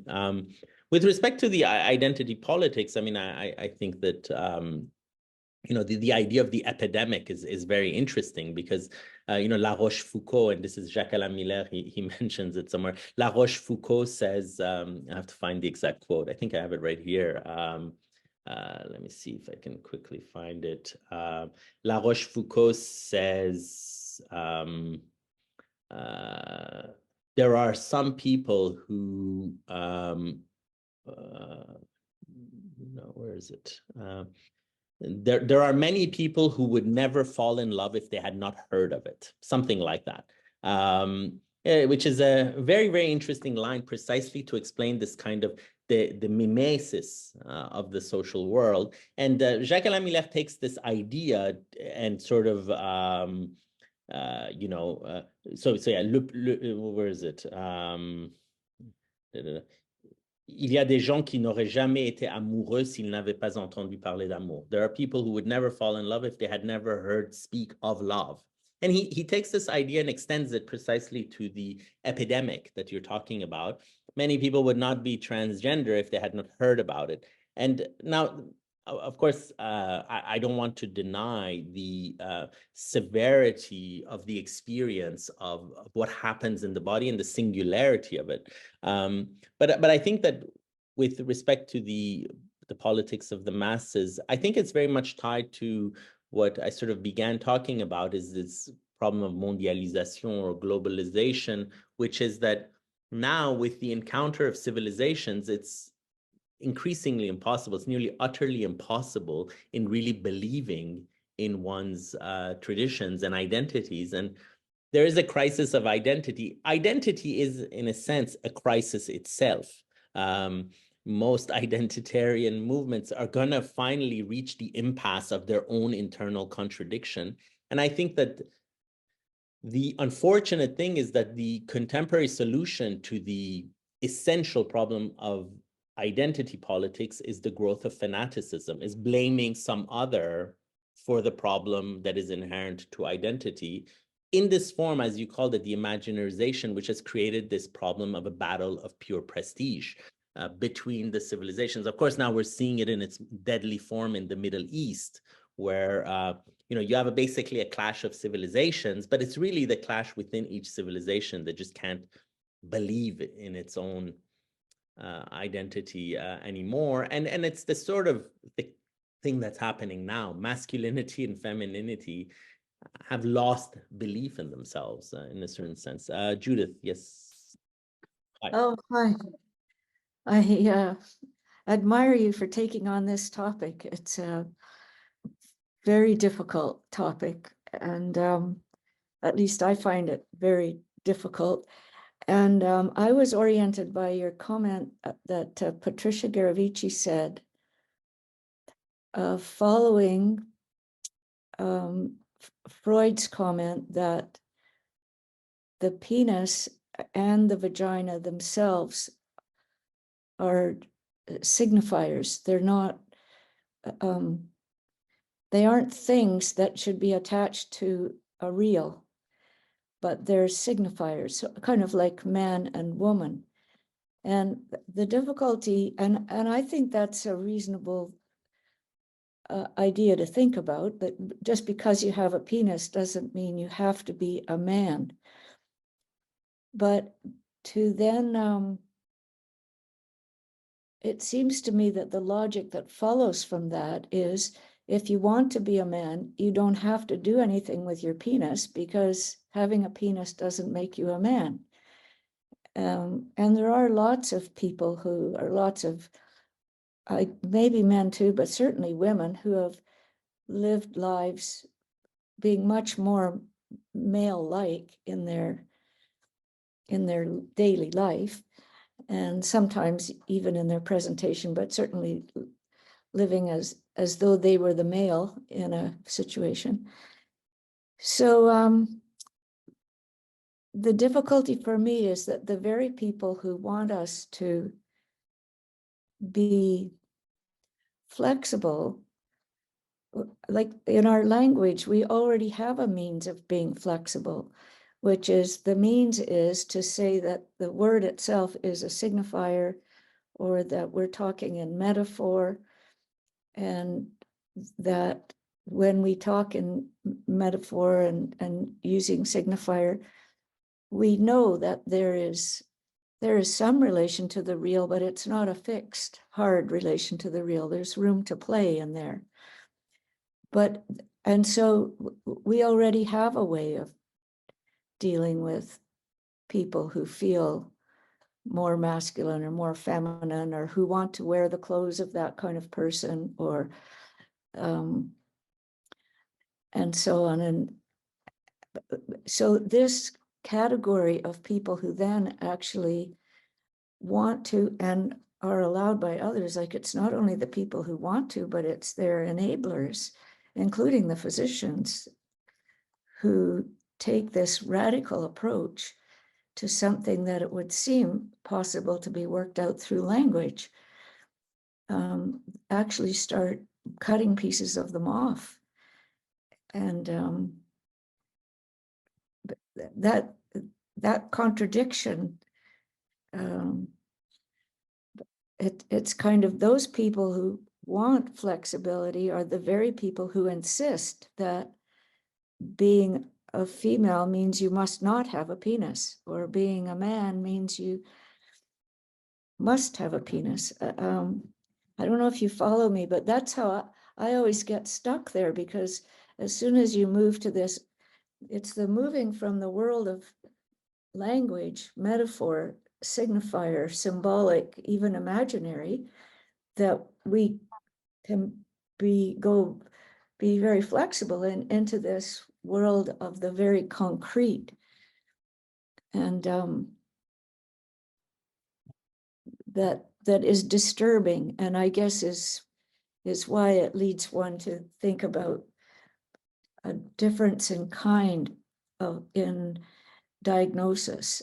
Mm-hmm. But one doesn't like to think in a difference in kind if it's and it is experienced in a pejorative way, but there does seem to be a difference in kind. Yeah. And so it's a continuation, I guess, of what Hilda was saying, that in our world, we've noted this in other ways, that there's been a weakening of the impact and effectiveness and capacity of the symbolic to allow people to think and explore and imagine. There's been a weakening of that down to much more restriction to the imaginary, and then now even to the real. That it's down to the level of, if your left hand offends you, cut it off. And that seems like down to the real again. So yeah, I think this is an interesting point. I guess it kind of shows this sort of uncanny coincidence of so-called opposites, because they may not be, but in the kind of, simple way of looking at it, one would think that the discourse promoting sexual reassignment surgery would be as far away from religion as possible, but ultimately it is religious, because it believes in it falls for the common error that, oh, if you're this way, you need surgery. And I think it's just very uncanny and very interesting that we have this historical example of Khomeini, who in the Islamic Republic of Iran promotes this to the point, as I said, that I think Iran, if you take all of the sexual reassignment surgeries in all of Europe combined, I think it's a factor. You have 7 times more in Iran per year, or something like. And is there a preference of men to women or women to men, or is it? I actually don't know. I unfortunately. Yes. I don't have a guess. If I were to guess, I would think male to female, only on the basis of a certain maybe bias I have with regard to the idea of psychosis and the push to woman. But that's too much the cuff that I wouldn't want to. But it's something I'd like to research more and sort of understand more. This question in Iran. I gave I taught a little bit about this to people in Iran, and I was very interested in the reaction of psychiatrists there was very much like, well, if somebody wants this, they should just immediately have the surgery. And it was very, very interesting that in Iran, but there was a couple who had this. Many were very much, opposed to that as well. But it's and that's why I think Hegel is very interesting, is you see these, uncanny moments of these kind of dialectical unity of opposites, and then you realize, oh, they're not opposites. There is a kind of common error at work. But again, as Hilda was saying, and as you were saying as well, it's a question of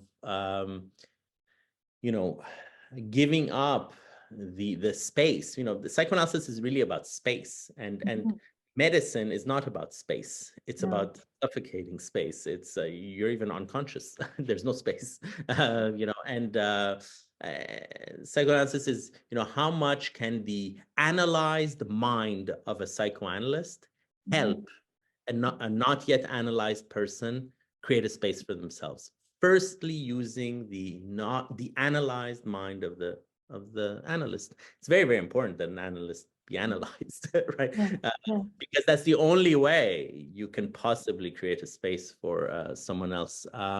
Yes, Sanam Guvenk, please. Thank you, but I think Juan Luis is before me. Sorry. So I'm going to. Sorry. Yes. I will wait for my turn. Is it Mr. Juan Luis de la Mora? Is that right? Okay. Yeah. Thank you, Sanam, and thank you, Alireza, for this talk. I have to start by saying that, as the same as Judith, I want to thank you for being brave to touch on these subjects that are always thorny. It takes bravery to speak of these things where it's a risk to talk about these things. I would like to begin with one of the very last things you just said about the place of the analyst and the praxis of analysis regarding this particular kind of suffering, because I think it's very easy to lose sight of the very fragile, very weak, and very delicate place of the praxis of analysis. I think it's very easy to without noticing, jump into the moralization of politics and of policy, and to suddenly start to talk of these things in regards of what they should do or they shouldn't do. They should take drugs or they shouldn't take drugs. They should undergo surgery or they shouldn't cut pieces of their own body. And we very subtly lose this space of otherness in regards to jouissance and the enjoyment of the multiplicity and the singularity of positions regarding jouissance. In relation to that, I would just like to make two more comments in which, if there is time, I would like to hear your position. First, this liminal relation of psychoanalysis with the problem of technique. You made me remember a little bit like an arc, 2 points. First, Freud saying, I can't remember the text, I could look it up, but he says somewhere, for now, we have psychoanalysis. And someday, very likely, medicine will discover ways in which drugs will act directly in the body to eliminate the symptom. But until then, the best we can do is to talk and to listen. But Freud himself says there is techne points into that direction, the direction in which science will be able to modify the body and eliminate suffering directly. No need for 10 years of analysis, no need for what you called, I loved that you called exploration as a thing that is pushed aside by this sort of wish to make a short circuit. And I think this exploration is work, what Freud pointed to when he talked about work. And I think that's important. But anyway, and so Freud says this about techne as a promise. And then in 1974, Lacan says, what is demanded of psychoanalysis is that it rids us from the real of the symptom. But it will fail. Lacan says, locally, it will fail because the moment psychoanalysis is able to fulfill this demand, it will disappear. So if psychoanalysis succeeds, it will disappear. It will, Lacan says, psychoanalysis must fail in order for psychoanalysis to survive. I think that's like an antidote to the promise Freud listened to regarding techne and science.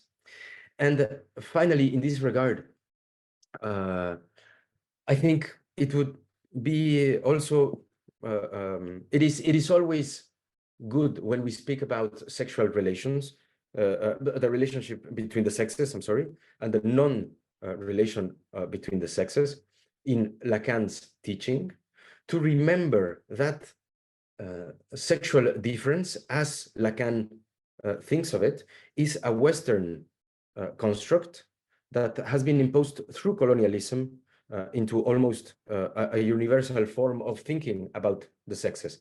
There are other groups in which a man can be a woman in a certain moment, and then without anyone thinking of for example, hiding, as you proposed, symptomatically hiding secondary sexual traits, but for political political or communal reasons, be regarded legally as a man, so that this person can participate on an assembly or decide regarding politics of war and property, but for other instances, be considered a woman, for example, in relation to her access to sexual partners and so on. So the identity of only two sexes, which is what Lacan needs for his theory to work, has to be thought of, I think, in a more limited sense and in relation to colonial imposition of capitalism.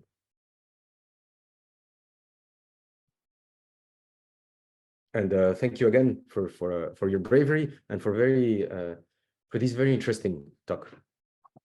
Thank you for your kind words and your great question. I'll start with the Freud and his sort of hope. I'm familiar with those parts of Freud which I perhaps repressed in today's talk or generally. It's I remember I thought of the sort of epigraph at the beginning of the Rome Discourse, which I think is somewhere in the Rome Discourse. There's this epigraph, I think right at the beginning, where Lacan quotes Swedenborg, maybe, or I'm not sure who is it that he's quoting, but something about how flying close to the sun, your wings will burn and you will fall, or some sort of, and then being too close to the sun will blind you and you can't see. I mean, and I think that, here the Heideggerian notion of the unthought of a thinker is what I think that,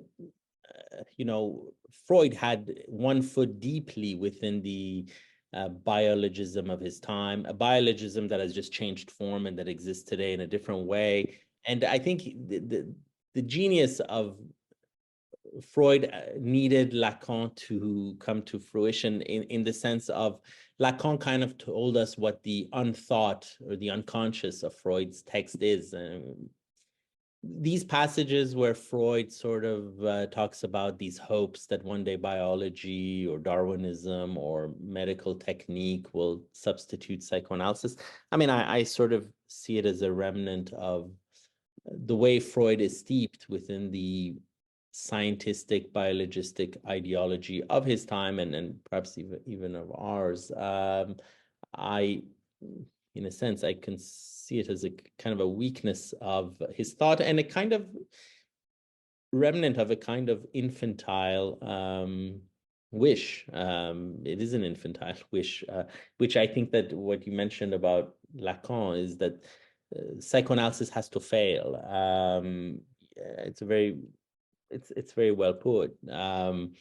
Whereas the technical intervention of the biomedical is a question of victory, of success.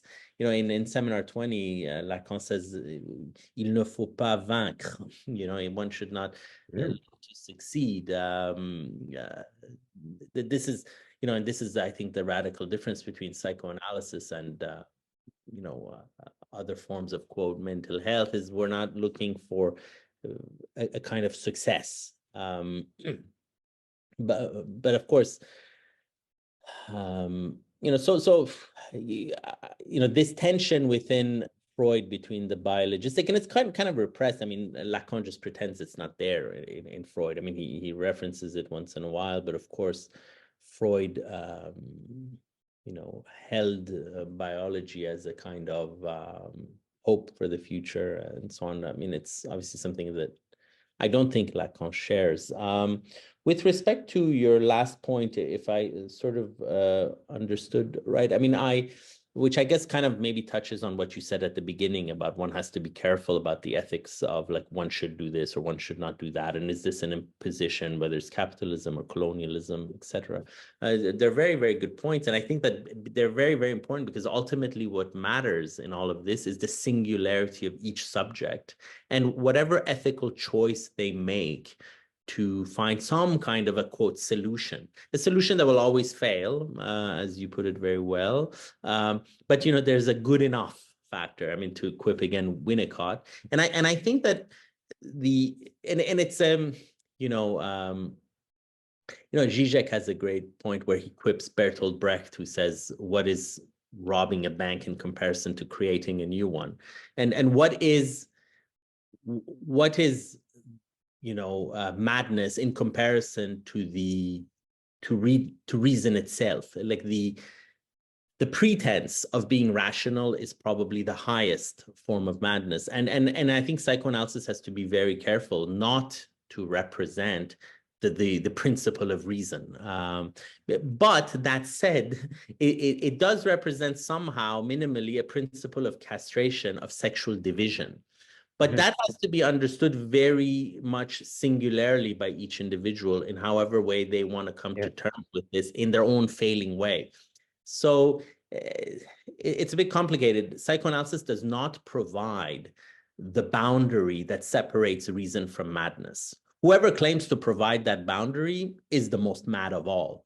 But nonetheless, psychoanalysis does provide this one sort of ethics, which is an ethics of sexual division, maybe, or of castration. And that doesn't give us a line like here, the point is, no matter what, whether it's European or Western or whatever, no matter how one arranges human sexuality, it's always going to fail. And now we see this proliferation, polyamory, ethical non-monogamy, and it's all ways of desperately trying to find the trick that's going to finally make it all work. At the end, none of it probably will work in the sense that you put it very well, that the real of the symptom will persist. Le réel revient toujours à la même place. There's a kind of way at the end, this real will come back. It's the real of sexual division, essentially, and psychoanalysis must fail. But I think the problem with what Freud, the quote of Freud, and I think of biomedical intervention, is that it's an infantile promise of success, perhaps something like that. Sanem Guveng. Yes, thank you so much, Alireza, first of all, for your for the talk. I think it's incredibly dense, and unless I read and listen one more time, I won't be able to get the whole of it. And I don't know if there's a whole of it, right? We're all on the Exactly, we're not all. So as parts that make that not all, actually you did mention it while you were answering Judith's question, because I was very interested in this non-equality between dissymmetry and inequality. You said that many of the dissymmetries are now being lived as inequalities, because dissymmetry has to do with space. Exactly, that we do occupy different spaces and we do shift between spaces. And it does mean that there is an outside, that there's a step that can be taken outside. We can just step out, so on and so forth. But when we talk about inequality, we are talking about essences, and we're talking about things, and we're talking about like unique like individuals, where you were referring to Jacques-Alain Miller, where the ideology is you can be anything you want. So it is the affirmation precisely of the thingliness of the thing, to refer to Heidegger, or to make the individual that essential being that the individual is. So first of all, that is what I was very interested in, and then you said psychoanalysis is about space. I was going to say that it's opening up the space, which means it is, and to take it to Karen Barad, I'm forever grateful that you did so, because it is precisely to give the ability to respond to those we are entangled with, and to recognize that there are those that we should respond, right? So the responsibility there is not only a moral concept, it's an ethical concept, precisely by developing this sensation of that it's a capability, and it can be developed, and the space can be opened up. So that is one thing that I thought. And but one also, for me, the terrible part about like what I heard with not your talk, but within the discourse, is that there is always a failure, an error of nature that needs to be corrected. Because if we hear it again through the mouth of the medical discourse, the medical ideology, it also means that it is the rejection of gaps, it's the rejection of holes, it's the rejection of the lack. And it is, as Hilda was saying, like it is the rejection of being able to develop a symptom, that there is something that's not fitting, right? So what the medical ideology does is that it plugs these holes, or it plugs like everything, such that no hole is possible, no gap is possible. So that is just, this is not a question, this is just a comment on this wonderful talk that you gave. Thank you so much. Thank you very much. Great comments. You put it so well. It made me think of Seminar 23, where Lacan talks about the relationship as he imagines it between Joyce and Nora, and he says it's like a hand in a glove, and it's this, you know, and he sort of, I mean, the way I sort of saw it is he sort of, the neurotic couple, it's like a hand in a glove, but you put the hand in the wrong glove. It's like a right hand in the left glove. It's symptomatic and uncomfortable, and that's how most neurotics experience their love life. Like some, you know, it's warm, it keeps you warm, but it's not sort of ideal. But he says Joyce managed this kind of the right hand and the right glove, almost like kind of a situation. Let's say, like he uses this metaphor of the button or something.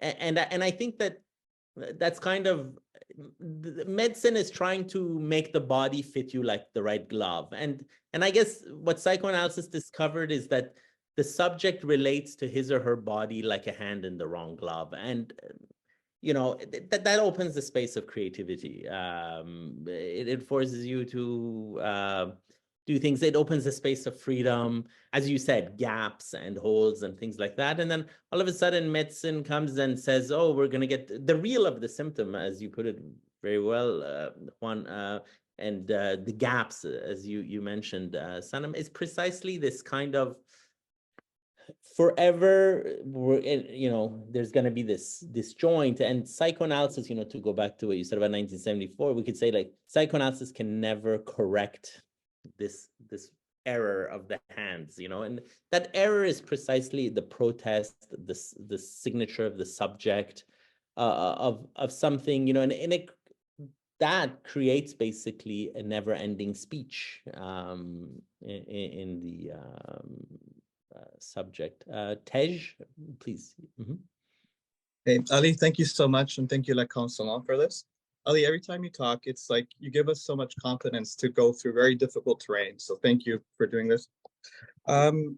I wanted to sort of bring two ideas together, your references to Flavenet and also to globalization. It was very striking, the way you sort of summarized some of the ideas that there's an importance for parents to transmit to children ideas of symbolic castration, particularly ideas of generation, sort of sexuality and power.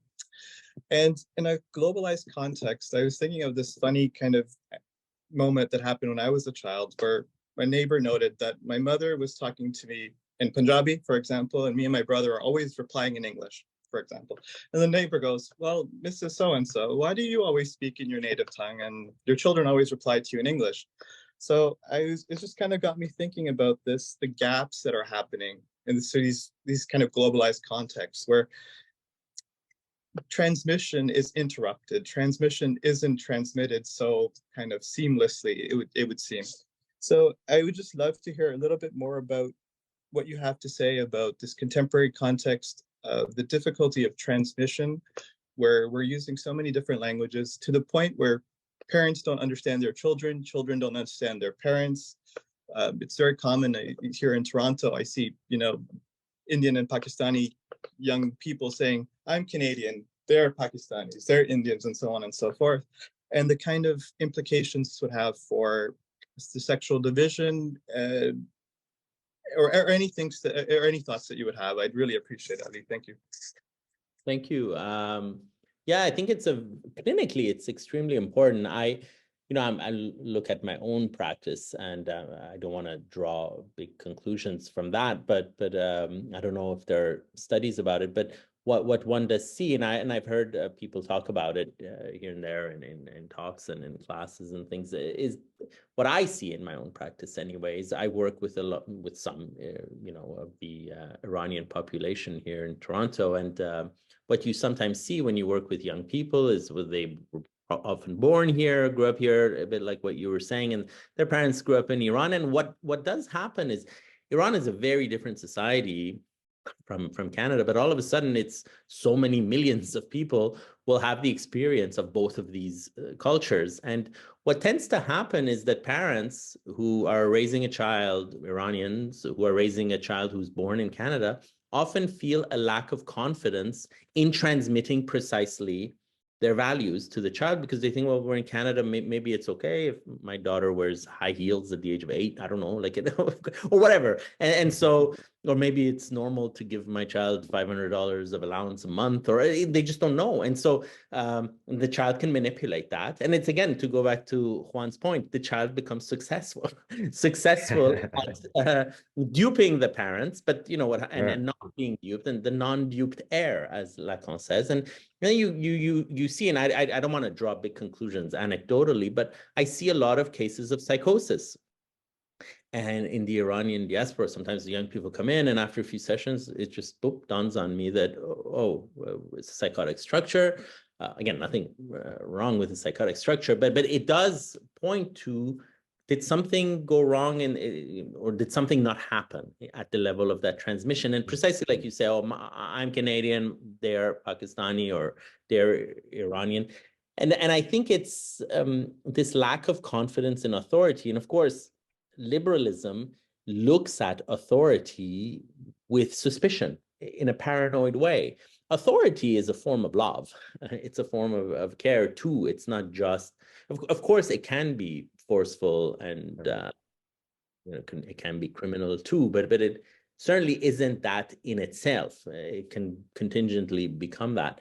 But and the way I've wrapped my head around this kind of phenomenon of seeing within the diaspora certain cases of psychosis is that I've thought that somehow the parents just lacked that, because then you sometimes speak to the parents. I mean, there might be a certain perversions in the parents that one can find as well. That often is the case. A certain perversity in one parent is sometimes sufficient to create a foreclosure in the child. But sometimes it's really just a question of this lack of confidence, because parents come in and they say, like, well, I grew up, I don't know, wearing this or that around the house, or always standing up when my father walks in or whatever, and my child lies down in front of me and takes the remote out of my hand or whatever, and the parent just kind of is like, okay, I don't want my child to be the only one in his school, and then this and then all of a sudden the child wins, and the devastating consequences of winning, quote unquote, meaning that the transmission of something from the parents gets broken, and that's how I've sort of experienced it in my practice. Christopher, please. Believe you've raised your hand here. Yeah. Hi. I have kind of a lay question. I am a little perplexed about this kind of preoccupation with the surgical intervention. And I wonder, is the preoccupation because of its invasiveness, or because of a preoccupation with the genitals or the sex organs? Because, yeah, I have often thought of sex reassignment therapy or surgery or hormone replacement therapy as on the same spectrum of, dyeing one's hair, getting a tattoo, getting a piercing, changing one's name, and that they are all, well, for each individual subject, a mode of writing, and that the surgical intervention is not necessarily any less a mode of writing than anything else. It just may be like a less technologically advanced, like, for instance, if we could get a sex reassignment surgery as easily as we can dye our hair, and we needed a general anesthetic in order to get a hair dye, it would seem unusual to, say to somebody who gets their hair dyed every 3 months that they need to, not be so obsessed with their body and get more into language and to develop a symptom and that kind of thing. So yeah, that's my question. Why the preoccupation? Yeah. Yep. Thank you. I think that it is a form of writing. I think that's well put. It is a form of writing that is invasive. That doesn't mean it can't have, and in many cases it does have, a symptomic quality of limiting jouissance or achieving something that's very important for that subject. The invasiveness, I touched on it when I spoke about the horror of the fragmentation of the body. And what I was sort of really saying, following Patricia Gerovici and Christian Flavini and to some extent Jacques Alain Miller, is that it's important for precisely that, to put it in your terms, for the writing, for the quality of symptom to come out, for the possible writing value that this intervention in the body could have. It's important that a space for a symbolic working through is also opened. I'm by no means, opposed to any decision that a subject makes ethically. It's simply that the space for thought and working through accompanies any decision at the level of the real, if possible. And to see how, because ultimately for Lacan, it's a question of knotting, right? The registers, real, imaginary, and symbolic. And the knotting will happen best if in your attempt to regulate jouissance, which is what knotting is really about, all three registers are taken into consideration, real, imaginary, and symbolic. And if that is the case, the distinction between, writing and tattooing and changing one's name, all of these distinctions won't have to be seen as stringently opposed, but rather as kind of things that are knotted together. In a sense, that's kind of the human task, right? Is to achieve a kind of knotting that one can live with, and every human has freedom to do that as they please. In a sense, as someone thinking psychoanalytically, I just wanted to sort of re-emphasize the importance of space, ultimately, and warn of things that may suffocate that space, but yeah. Any other questions? Thank you so much for all the questions and for wonderful insights that you shared with us, Alireza. I think Desiree had a question. Des, do you want to ask the question? Thanks, Vandana. Thank you so much. The talk was amazing. I really love the way you kind of crescendo to like your conclusion. It was fascinating. Well, actually, someone, Tej, had kind of mentioned, I was interested in terms of the transmission of castration, but also this idea, I don't know if I'm gonna, I know the time is kind of at the end, but this idea of how you trace a signifier within generations and how much that affect in the sense of something that limits, that forbids that castration to be realized, and how that repeats within generation and the responsibility that is to do with the collective. And like, just, I don't know if you have an example, but like a strategy within the clinic, how you do that within a subjective situation. Thank you. Thank you for your question. Very important questions. So I obviously, in a clinic, I have, my main task is to listen and, be attentive to the speech for two purposes that are exemplified by or represented, quote unquote, it's not the right word, but somehow presented by Lacan's topology. First, the topology of the surfaces, which tells us something about the psychoanalytic act, and then the topology of the knots, the Borromean knots, which tells us something about constructing a case. That's the more kind of long-term. That distinction between the surfaces and knots overlaps more or less with the classical distinction between interpretation and construction. What I try to understand in the long-term construction is precisely this, what you pointed to very lucidly, which is was there a foreclosure or not? A foreclosure of the signifier of the name of the father. And, then certain things do, you can never predict, by looking at a couple, nobody can ever predict the structure that their child will have. One always reconstructs after the fact. We're not fortune tellers. We're like historians in a sense. We just look at something a bit like, Paul Klay's, The Angel of History. We have our back to the future. All we're looking is we're looking at the past, trying to understand it after it happens.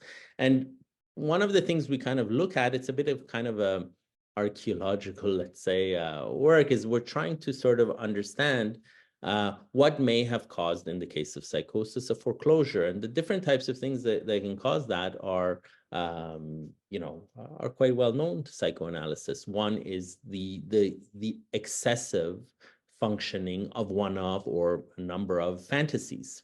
The overly fantasy basically stages, fantasy is imbued with a kind of quote, paranoia of power relations. The name of the father is something that allows the child to experience the world as good enough, meaning as sufficiently devoid, not entirely devoid, but sufficiently devoid of power relations so that the child feels safe, simply put.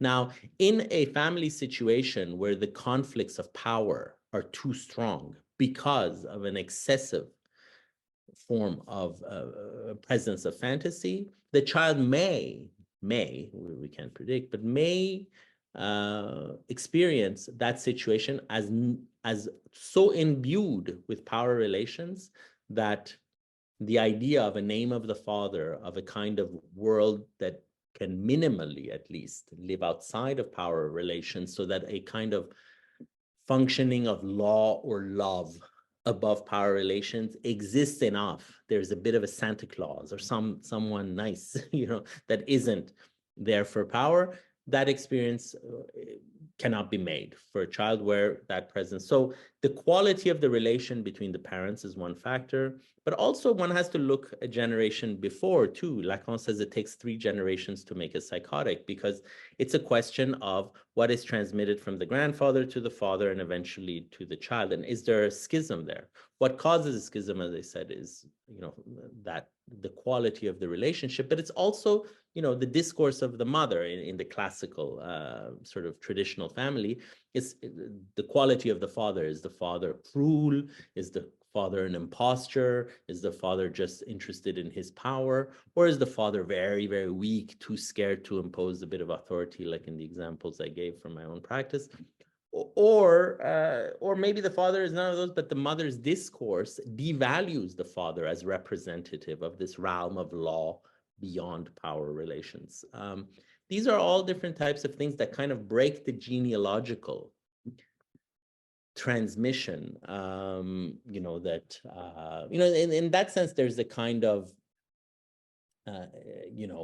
anthropology involved here, is that you can almost kind of study the genealogical tree of the family of a subject with psychosis, and you may be able to surmise what was it that brought about the foreclosure. Essentially, it means that the child had the experience that one of the parents made a perverse use of the child for the sake of a power relation. And that again means that the name of the father, which is there to protect the child from the perverse instrumentalization for one parent's gain in relation either to the partner or in relation to something else. And that that's the experience that leads a child to this forced choice. For Lacan and for Freud, it's a decision, but not a decision in the sense that you're given all these options. It might be a decision that's forced, and it is usually because the child feels that given the constellation in which they are born into and spend the first 6 years of their life or so, no other choice was available other than that of foreclosure. Because precisely it's a question of relations of power, which are accentuated by the overpresence of any of the fantasies. Fantasy, if you recall, for Lacan, he uses the losange, to show that fantasy always stages a higher or lower or a bigger and smaller. It's imbued with this kind of hierarchical power type of relation. Name of the father is a kind of a stoppage to fantasy, enough so that the subject can breathe into a space again where thought can be made possible. Yeah, thank you for your question. Yeah. Thank you so much. I think we're at time, and I'm very, very thankful for your time and for everything. We will have another speaker series with Janet Hani, and so I will send out the newsletter and would be happy to see you all. Thank you.